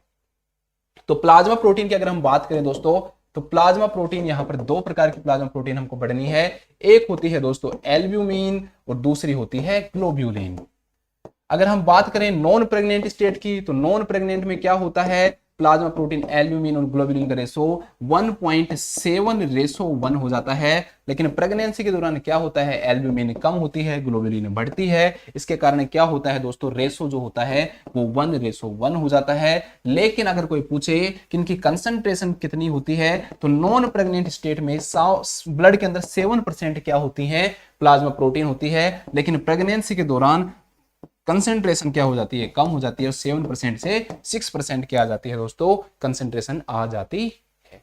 ठीक है, इसका कारण भी क्या है, हीमोडाइल्यूशन ही है। तो प्लाज्मा प्रोटीन का कंसेंट्रेशन क्या हो जाता है, कम हो जाता है। तो total plasma concentration at term is, देखो इनको पढ़ा करो आप, ऐसे नहीं है कि क्योंकि वहां पर आपको पता नहीं कि ओबीजी का क्वेश्चन है, वहां पर क्वेश्चन आए टोटल, आप सोचोगे कि क्वेश्चन एमएसएन का होगा 7% होती है, लेकिन आपको ध्यान से देखना है कि एट टर्म लिखा हुआ है। टर्म का मतलब प्रेगनेंसी में ही होता है, 37 से 42 वीक का जो टाइम पीरियड है वही तो टर्म कहलाता है ना। तो इसका आंसर क्या हो जाएगा दोस्तों कि कंसंट्रेशन क्या हो जाती है, कम हो जाती है 7% से 6%, लेकिन अमाउंट क्या होती है, बढ़ती है। ठीक है, अमाउंट क्या होती है, बढ़ती है। Next question, in carpal tunnel syndrome which nerve is compressed.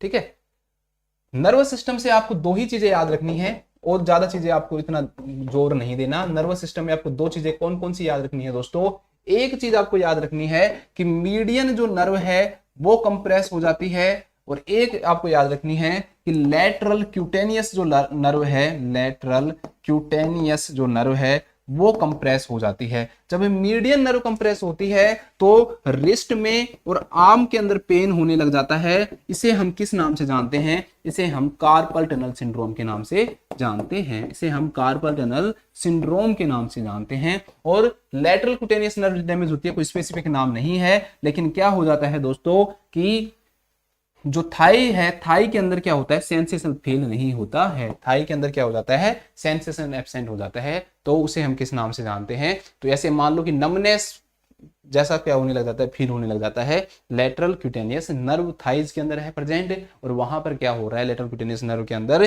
क्या हो जाता है, कंप्रेस हो जाती है, डैमेज नहीं, कंप्रेस दब जाती है वेट गेन होने के कारण। तो उसके कारण थाई के अंदर सेंसेशन क्या हो जाते हैं, कम हो जाते हैं। और हैंड के अंदर जो पाई जाती है वो मीडियन नर्व है, उसके कंप्रेस होने से क्या होता है, कार्पल टनल जो सिंड्रोम है वो क्या होता है दोस्तों, प्रेजेंट होता है। तो in carpal tunnel syndrome which nerve is compressed, तो कार्पल टनल सिंड्रोम के अंदर कौन सी नर्व कंप्रेस हो जाती है दोस्तों, मीडियन नर्व क्या हो जाती है, कंप्रेस हो जाती है।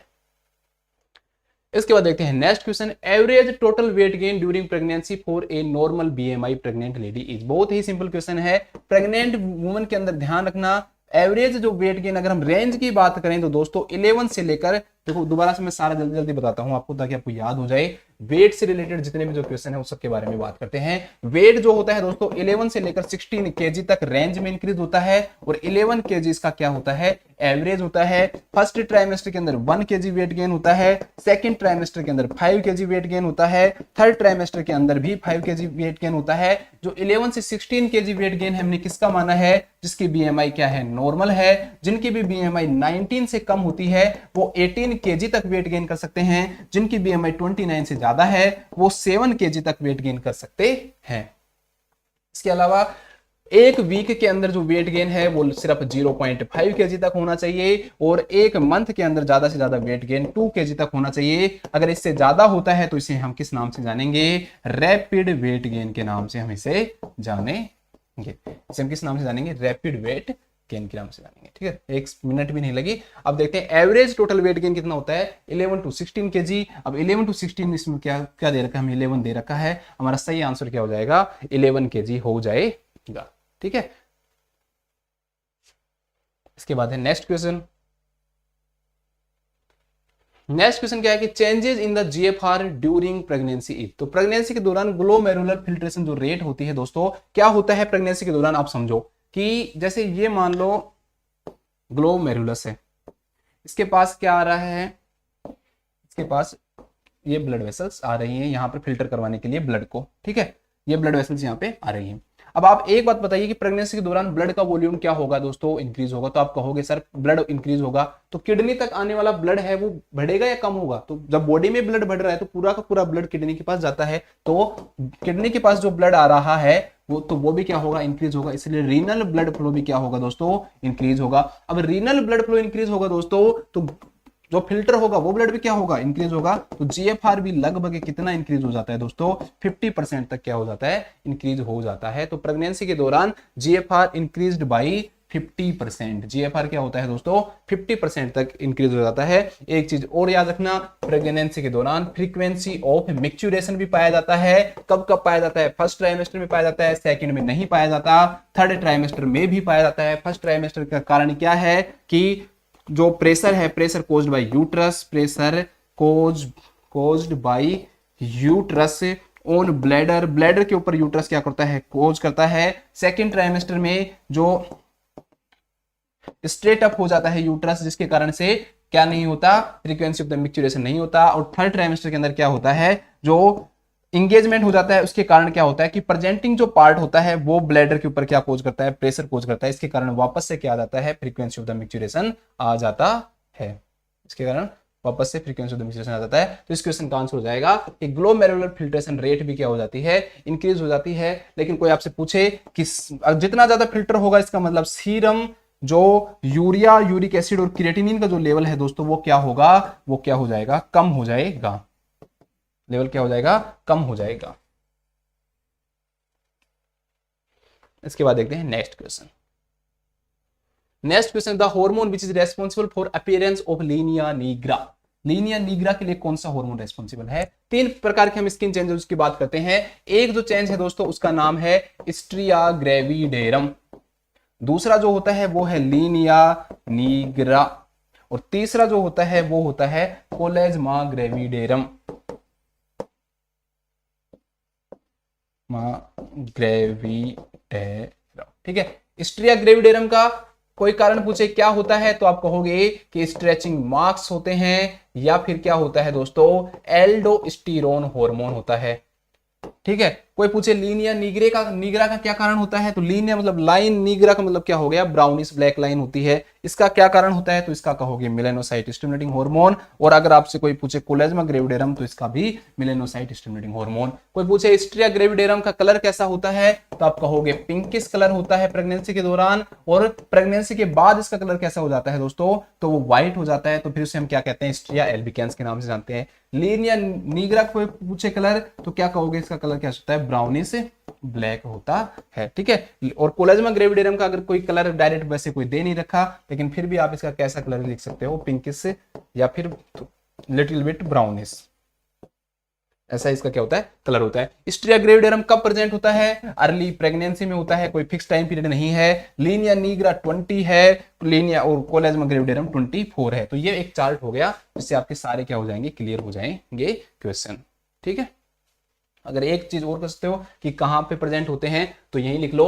स्ट्रिया ग्रेविडेरम जो होता है दोस्तों वो अम्बलाइकस से और सिम्फाइसिस प्यूबिस तक एब्डोमेन में प्रेजेंट होते हैं। लीनिया निग्रा जाइफोइड प्रोसेस से लेकर और सिम्फाइसिस प्यूबिस तक प्रेजेंट होते हैं, और कोलेजमा ग्रेविडेरम फेस पे प्रेजेंट होता है। बस, ठीक है, ये सारे आपके स्किन चेंजेस हो गए इससे रिलेटेड, और इससे बाहर कोई क्वेश्चन नहीं पूछा जाएगा। ठीक है, तो the hormone which is responsible for Linnaea nigra, तो लीनिया निग्रा के लिए कौन सा हार्मोन रेस्पॉन्सिबल होता है? मेलानोसाइट स्टिमुलेटिंग हार्मोन रेस्पॉन्सिबल होता है।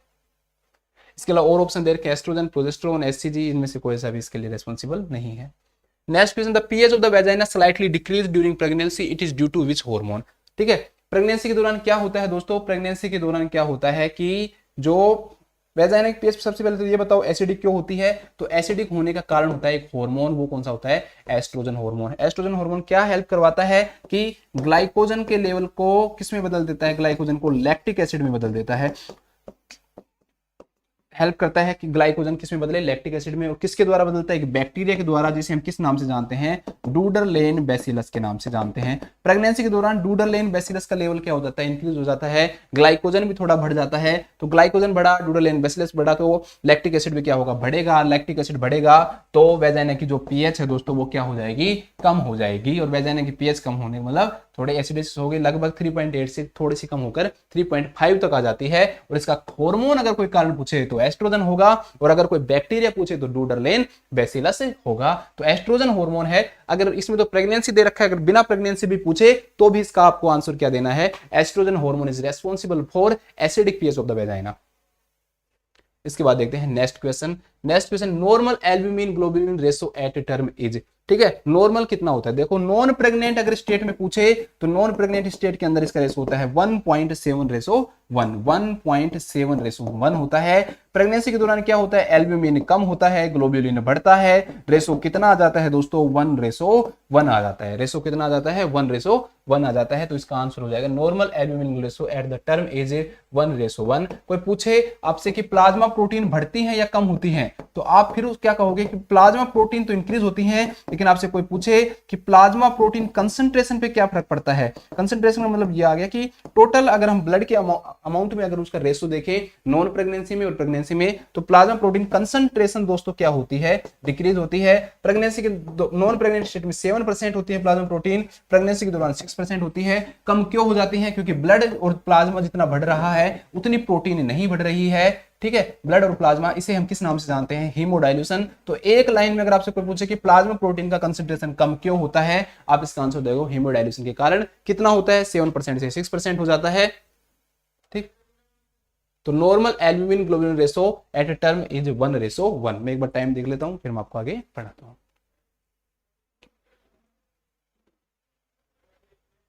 इसमें कैमरे का टाइम देखता हूं, मुझे पता है कि इस पे बोर्ड पे भी लिखा हुआ है, इसमें मेमोरी कई बार खत्म हो जाती है। इसके बाद नेक्स्ट है hormone which is responsible for the physiological leucorrhoea during pregnancy. ठीक है, ये मैं वैसे आपको जब एंटीनेटल केयर पढ़ाऊंगा तब बताऊंगा, लेकिन यहाँ पर मैं सिर्फ आपको आंसर बता देता हूं कि फिजियोलॉजिकल ल्यूकोरिया का जो कारण होता है दोस्तों वो प्रोजेस्टेरोन हार्मोन रहता है। उस दौरान क्या होती है कि जो ग्लैंड्स हैं उनका सीक्रेशन भी क्या हो जाता है, इंक्रीज हो जाता है, इसलिए वाइटिस डिस्चार्ज होना क्या हो जाता है, स्टार्ट हो जाता है। इसे हम फिजियोलॉजिकल ल्यूकोरिया के नाम से जानते हैं। तो प्रेगनेंसी के दौरान अगर वाइटिस थोड़ा बहुत डिस्चार्ज हो रहा है तो वो क्या होता है, नॉर्मल होता है। और ये कौन से हार्मोन के कारण होता है दोस्तों, प्रोजेस्टेरोन हार्मोन के कारण होता है। प्रोजेस्टेरोन हार्मोन को हम हार्मोन ऑफ द प्रेगनेंसी के नाम से भी जानते हैं। इसके अलावा एस्ट्रोजन हार्मोन है जो कि मेनली ब्रेस्ट के डेवलपमेंट के लिए सबसे ज्यादा रेस्पॉन्सिबल एस्ट्रोजन हार्मोन होता है। कोई पूछे आपको रिलैक्सिंग से रिलेटेड तो वो क्या करता है, जो सर्विक्स उसको रिलैक्स करने का काम करता है, सर्वाइकल राइपनिंग का काम करता है, सर्विक्स को तैयार करता है। किसके लिए तैयार करता है, डिलीवरी के लिए तैयार करता है। एससीजी हार्मोन को हम ह्यूमन कोरियोनिक गोनेडोट्रोपिक हार्मोन कहते हैं। ये हार्मोन जो होता है इसका लेवल जब बढ़ता है तो ये प्रेगनेंसी के दौरान मॉर्निंग सिकनेस या नोज या वॉमिटिंग कोज करता है। 8वें दिन से इसका सीक्रेशन बढ़ जाता है। 60 to 70 डेज पर इसका जो लेवल होता है वो मैक्सिमम होता है। 100 डेज या 16 जो वीक है उसके बाद इसका लेवल क्या होने लग जाता है, कम होने लग जाता है। तो और अगर हम डिलीवरी के बाद बात करें तो 2 दिन बाद ये यूरिन से डिसअपियर हो जाता है, और 2 वीक्स के बाद में ये जो सीरम या प्लाज्मा या ब्लड से क्या होता है, डिसअपियर हो जाता है। Next question, causes of increased sodium retention during pregnancy. Pregnancy के दौरान क्या होता है कि सोडियम जो रिटेंशन है वो क्या हो जाता है, इंक्रीज होता है। उसका क्या कारण है, इंक्रीज एस्ट्रोजन प्रोजेस्टेरोन, हाँ ये भी रीजन है। इंक्रीज एल्डोस्टेरोन, हाँ ये भी रीजन है। इंक्रीज एंटीडायरेटिक हार्मोन, ये भी रीजन है। इंक्रीज ब्लड वॉल्यूम, इसके सारे ही आंसर होंगे दोस्तों, ऑल ऑफ द अबोव। क्या होता है कि सोडियम का रिटेंशन प्रेगनेंसी के दौरान क्या हो जाता है दोस्तों, सोडियम का पूछा है ना तो इसका आंसर होगा ए बी एंड सी। ठीक है, ए बी एंड सी होगा इसका आंसर, इसका डी नहीं होगा। क्यों, ब्लड वॉल्यूम इंक्रीज होने के कारण सोडियम रिटेंशन होता है, ये कुछ जमा नहीं। ठीक है, सोडियम का रिटेंशन इसके कारण नहीं होता। हाँ अगर ये होता इसमें causes of increase water retention during pregnancy, तब ये जरूर होता कि ब्लड वॉल्यूम भी क्या होता है इंक्रीज होता है। लेकिन सिर्फ सोडियम का रिटेंशन पूछ रहा है, तो एस्ट्रोजन प्रोजेस्टेरोन को बढ़ने के कारण, एल्डोस्टेरोन के बढ़ने के कारण, एंटी डायरेटिक बढ़ने के कारण क्या होता है, सोडियम का रिटेंशन इंक्रीज हो जाता है। इंक्रीज ब्लड वॉल्यूम के कारण नहीं होता है। तो इसका आंसर हो जाएगा ए, बी एंड सी। बी इसका क्या होगा, आंसर होगा। लेकिन अगर यहाँ पर सोडियम की जगह वाटर होता तब क्या होते, सारे के सारे क्या होते दोस्तों, इसके आंसर होते। इसके बाद देखते हैं नेक्स्ट क्वेश्चन है, तो अगर हाँ है next question, there are no changes during pregnancy in, pregnancy के दौरान इसमें कोई चेंज नहीं होता है। तो ध्यान रखना दोस्तों, टाइडल वॉल्यूम प्रेगनेंसी के दौरान क्या होता है, इंक्रीज होता है। टाइडल वॉल्यूम तो इंक्रीज होता है, और रेजिडुअल जो वॉल्यूम है ये भी, इस पे भी चेंज होता है। टोटल लंग कैपेसिटी में भी चेंज होता है। No change during respiratory rate, ठीक है, रेस्पिरेटरी जो रेट होती है उसके ऊपर प्रेगनेंसी के दौरान कोई चेंज नहीं आता है, नो चेंज। ध्यान रखना, प्रेगनेंसी के दौरान रेस्पिरेटरी रेट के अंदर कोई चेंज नहीं आता है। प्रेगनेंसी के दौरान रेस्पिरेटरी रेट के अंदर कोई चेंज नहीं आता है। टाइडल वॉल्यूम भी इंक्रीज होती है, माइन्यूट वॉल्यूम भी इंक्रीज होती है, लेकिन रेस्पिरेटरी रेट के ऊपर कोई चेंज नहीं आता है। ठीक है, एक बार आप रेजिडुअल वॉल्यूम का और देख लेना, मुझे शक लग रहा है कि इस पे भी कोई चेंज नहीं आता, फिर तो ये क्वेश्चन गलत हो जाएगा। आप एक बार देख लेना कि रेजिडुअल वॉल्यूम पे क्या फर्क पड़ता है, फिर मैं आपको बता दूंगा इसके बारे में और ज्यादा। नेक्स्ट क्वेश्चन है, the nursing intervention to relieve morning sickness in a pregnant woman is by giving. ये हम उसके अंदर पढ़ेंगे, वैसे बता देता हूँ यहाँ पे। मॉर्निंग सिकनेस के दौरान एनसी में पढ़ेंगे कि मॉर्निंग सिकनेस हो रही है। अब आप एक नर्स हो, ठीक है, अब क्या कहोगे मरीज को कि क्या लो, तो मरीज को कहो कि जब भी आप सुबह उठो तो उठने के बाद पहले बेड पे बैठ। नमस्कार दोस्तों, कैसे हो आप सभी। तो हम लोगों ने physiological changes during pregnancy and diagnosis of pregnancy के बारे में पढ़ लिया था। इसके बाद में हम क्या पढ़ रहे थे, इसके बाद में हम उससे रिलेटेड जितने भी प्रीवियस एग्जाम में पूछे गए जितने भी क्वेश्चंस थे उनके बारे में हमने डिस्कस किया। आज की जो हमारी क्लास होगी उसमें हम डिस्कस करेंगे उससे रिलेटेड जो भी क्वेश्चंस अगले एग्जाम में आ सकते हैं। मतलब कि ऐसे मान लो आप इंपॉर्टेंट जितने भी जो क्वेश्चन से बचे हुए चीज़ें हैं उनके बारे में हम इस क्लास में क्या करेंगे, डिस्कस करेंगे। तो चलिए शुरू करते हैं। सबसे पहला जो क्वेश्चन है ये है, ए प्रेग्नेंट वुमन विद, देखो जो अभी तक एग्जाम में जो भी क्वेश्चंस वेट से रिलेटेड पूछा गया है उसमें ऐसे क्वेश्चंस पूछे गए हैं वेट से रिलेटेड जिसमें उन्होंने डायरेक्ट कहा है कि प्रेगनेंसी के दौरान कितना वेट बढ़ता है। तो एक एग्जाम में ऑप्शन आया था 11 kg, एक में 11.5 kg आया था। अगर रेंज आए तो नॉर्मल अगर बीएमआई है तो उसका माना जाता है कि जो वेट जो इंक्रीज होता है दोस्तों नॉर्मल बीएमआई के अंदर वो होता है 11 to 16 kg वेट, और एवरेज ज्यादातर जितनी भी फीमेल्स होती हैं वो 11 kg वेट क्या करती हैं, गेन करती हैं एवरेज। और अगर रेंज की बात करें तो 11 to 16। लेकिन इसके अंदर भी बीएमआई के अकॉर्डिंग भी होता है दोस्तों। जिन फीमेल की बीएमआई कम है, कम का मतलब क्या हुआ, बीएमआई क्या होता है, बॉडी मास इंडेक्स। बीएमआई का मतलब क्या होता है, बॉडी मास इंडेक्स होता है। और बीएमआई कैसे निकालते हैं कि हम वेट को किलोग्राम में ले लें, weight in kilogram upon height in metre square, height in metre square. ठीक है, हाइट को अगर हम मीटर में ले लें और उसका स्क्वायर कर दें और वेट को किलोग्राम में रख के अगर ऐसे निकाले तो जो चीज निकलती है वो क्या कहलाती है दोस्तों, बीएमआई कहलाती है वो। ठीक है, ओबीजी के अनुसार क्या कहता है ओबीजी, देखो वैसे तो अब हम सबको पता है कि 24.9 से अगर ज्यादा बीएमआई है, मतलब कि अगर 25 से लेकर और 29.9 तक अगर बीएमआई है तो वो क्या कहलाता है, ओवरवेट कहलाता है। और 29.9 से ऊपर जो होता है वो ओबेज कहलाता है। आपको सबको इसके बारे में पता है। लेकिन ओबीजी इस कंसेप्ट में काम नहीं करके उन्होंने खुद का एक कंसेप्ट बना रखा है। ओबीजी में क्या कहते हैं कि जिनकी बीएमआई भी किससे कम है दोस्तों, जिनकी बीएमआई भी 19 से कम है, 19 से अगर कम बीएमआई है, या फिर कहते हैं कि 29 से ज्यादा बीएमआई है, कहते हैं कि जिनके बीएमआई 19 से कम है। अब 19 से कम मतलब अंडर वेट है। तो दोस्तों आप एक बात बताइए, जिनका वेट कम होगा वो ज्यादा वेट गेन करेंगे या जिनका वेट पहले से ज्यादा है वो ज्यादा वेट गेन करेंगे। तो आप कहोगे कि सर जरूरत किसको ज्यादा है, जिसका वेट प्रेगनेंसी से पहले क्या है, कम है, तो उनको और ज्यादा वेट गेन करने की जरूरत है। उनका खुद का भी वेट गेन करना है, उन्हें फीटस का भी वेट गेन करना है, फैट भी लाना है, तो वो लोग क्या है थोड़ा ज्यादा वेट गेन कर सकते हैं। तो ऐसा कहते हैं कि जिनका भी बीएमआई 19 से कम है वो लोग लगभग 18 kg तक वेट गेन कर ले तो कोई प्रॉब्लम नहीं है। ठीक है, नॉर्मल अगर बीएमआई वाला पर्सन है तो वो 16 केजी से ज्यादा वेट गेन नहीं कर सकता। अगर 16 से ज्यादा वेट गेन कर रहा है तो वो एब नॉर्मल कहलाएगा। ठीक है, वो क्या कराएगा कि वो उसने इंक्रीज वेट गेन, ज्यादा वेट गेन कर लिया, हम उसको डिजीज कंडीशन में ले सकते हैं कि भाई उसको पॉलीहाइड्रोएमिनियोज की कंडीशन हो सकती है। ठीक है, ऐसी जितने भी जो कंडीशन है उसको मल्टीपल ट्विंस की कंडीशन हो सकती है। लेकिन दोस्तों जिनका वेट पहले से बहुत कम था, बीएमआई कम थी, ओबीजी कहती है कि अगर 19 से कम बीएमआई है, अगर 19 से कम बीएमआई है तो वो अगर 16 की जगह 18 केजी भी वेट गेन कर ले तो ये अच्छी बात है, बुरी बात नहीं है। क्यों? क्योंकि उस फीमेल का जो वेट है वो बहुत ही कम है। और क्या कहती है, अगर 29 से ज्यादा, मतलब 29 से भी ज्यादा बीएमआई, मतलब उसका वेट पहले से क्या है दोस्तों, बहुत ज्यादा है, तो नॉर्मल लगभग 11 केजी तक वेट करना है, वेट गेन करना है। लेकिन ऐसी जो फीमेल है वो सिर्फ कितना वेट गेन करेंगे दोस्तों, 7 केजी तक ही उनको वेट गेन करना चाहिए। सिर्फ कितना वेट गेन करना चाहिए, 7 केजी तक ही उनको वेट गेन करना चाहिए, उससे ज्यादा वेट गेन नहीं करना चाहिए। तो ये आप सारे कंसेप्ट याद रखना। इसके अलावा और जो कंसेप्ट है वो भी मैं आपको इससे रिलेटेड बताता हूं। वेट के अंदर कई बार ट्राइमेस्टर के अकॉर्डिंग पूछ लेते हैं कि weight gain according to trimester, weight gain according to trimester. ये क्वेश्चन भी एक बार एग्जाम में पूछा जा चुका है, ऐसे नहीं है कि इसको पूछा नहीं गया है, ये भी एक बार एग्जाम में पूछा गया है। उसमें पूछा था कि फर्स्ट ट्राइमेस्टर, सेकंड ट्राइमेस्टर और थर्ड ट्राइमेस्टर। फर्स्ट ट्राइमेस्टर के अंदर दोस्तों 1 केजी वेट गेन होता है, सेकंड ट्राइमेस्टर के अंदर 5 केजी वेट गेन होता है और थर्ड ट्राइमेस्टर के अंदर भी 5 केजी वेट गेन होता है। 5 केजी। तो टोटल जो वेट गेन हो गया दोस्तों वो कितना हो गया, 11 केजी वेट गेन हो गया एवरेज। ठीक है, तो ये भी ध्यान रखना कि ट्राइमेस्टर के अकॉर्डिंग कोई आपसे पूछे कि वेट गेन कितना होता है, आप कहोगे फर्स्ट ट्राइमेस्टर में 1 केजी गेन होता है, सेकंड में 5 केजी, थर्ड में भी 5 केजी, टोटल 11 केजी। एक होता है रैपिड वेट गेन। रैपिड का मतलब क्या होता है, तेजी से वेट गेन होना। उसको हम कैसे डिफाइन करेंगे, उसको भी डिफाइन करने की चीज देखो आप। रैपिड वेट गेन को दोस्तों ऐसे डिफाइन करते हैं कि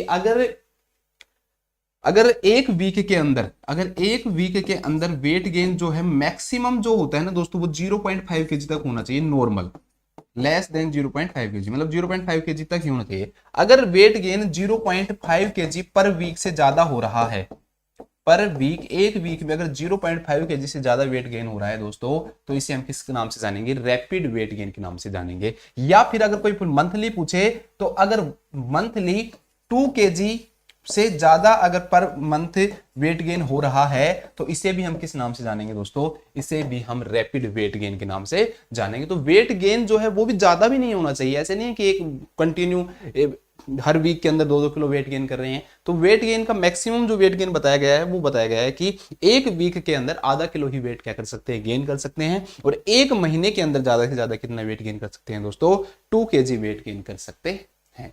ठीक है, तो आपको ये भी क्या रखना है, आपको इसके बारे में भी ध्यान रखना है। तो ये हो गया आपके वेट से रिलेटेड जितने भी जो क्वेश्चंस थे उनके बारे में हमने डिस्कस किया। तो इस क्वेश्चन का आंसर है कि प्रेग्नेंट वुमन विद 18 बीएमआई। मैंने आपको बताया कि 19 से कम, तो 19 से कम ही होती है दोस्तों, 18 या ज्यादा होती है, कम ही होती है। तो ऐसी जो फीमेल है वो कितनी वेट गेन कर सकती हैं, 18 केजी तक का वेट गेन कर सकती है, कोई प्रॉब्लम नहीं है। अगर उसकी बीएमआई 29 से अगर ज्यादा होती तो वो 7 केजी ही वेट गेन करती। अगर उसकी बीएमआई नॉर्मल होती तो वो 11 to 16 केजी करती। और 20 केजी तो ज्यादा हो गया, ये भी क्या हो गया दोस्तों, बिल्कुल ही क्या हो गया, एबनॉर्मल हो गया। तो हमारे इस क्वेश्चन का जो आंसर होगा दैट विल बी, क्या होगा कि जिसकी 18 बीएमआई है वो 18 केजी तक वेट गेन कर सकती है। अब देखते हैं हम नेक्स्ट क्वेश्चन। नेक्स्ट जो क्वेश्चन है, correct statement regarding Braxton Hicks contraction. बहुत ही अच्छा क्वेश्चन है, अगर ऐसे क्वेश्चन पूछे जाए तो बहुत अच्छी चीज है कि ब्रैक्सटन हिक्स कॉन्ट्रैक्शन के बारे में इनमें से करेक्ट जो स्टेटमेंट है वो कौन सा है। अब ब्रैक्सटन हिक्स कॉन्ट्रैक्शन कौन से कॉन्ट्रैक्शन होते हैं तो दोस्तों, पूरी थ्रू आउट द प्रेगनेंसी के दौरान क्या होता रहता है, फीमेल के अंदर क्या होते रहते हैं, कॉन्ट्रैक्शन होते रहते हैं। और उन कॉन्ट्रैक्शन का नाम जो है वो ब्रैक्सटन ने दिया था, इसलिए उसका नाम उसने अपने नाम पे रखा और उसने कहा कि इनका नाम होगा Braxton Hicks contraction.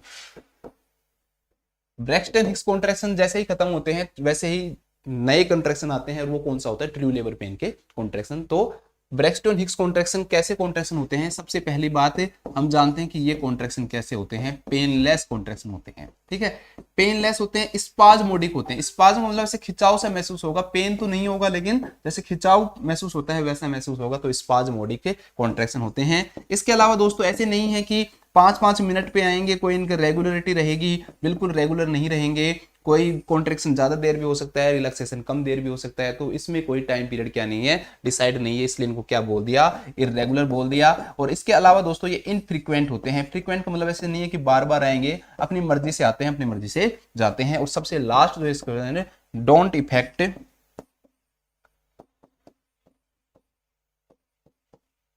Cervix dilation. Cervix को डायलेशन पे कोई प्रभाव नहीं डालते हैं, मतलब कि सर्विक्स इनसे डायलेट नहीं होता है इन कॉन्ट्रैक्शन के कारण। अगर सर्विक्स ही डायलेट हो गया तो लेबर स्टार्ट हो जाएगा, और वैसे वाले जो कॉन्ट्रैक्शन होते हैं वो ट्रू लेबर पेन के कॉन्ट्रैक्शन होते हैं, लेकिन ये सर्विक्स के डायलेशन पे कोई इफेक्ट नहीं डालता। तो ये 5 प्रॉपर्टी आपको याद रखनी है, पेनलेस, स्पाज्मोडिक, इररेगुलर, इनफ्रीक्वेंट और डोंट इफेक्ट सर्विक्स डायलेशन। ये 5 अगर आपको याद है तो आप समझते हो कि ब्रेक्सटन हिक्स कॉन्ट्रैक्शन आपको आते हैं। तो अब देखते हैं इसमें। तो दोस्तों सबसे पहले करेक्ट स्टेटमेंट रिगार्डिंग रेगुलर होते हैं नहीं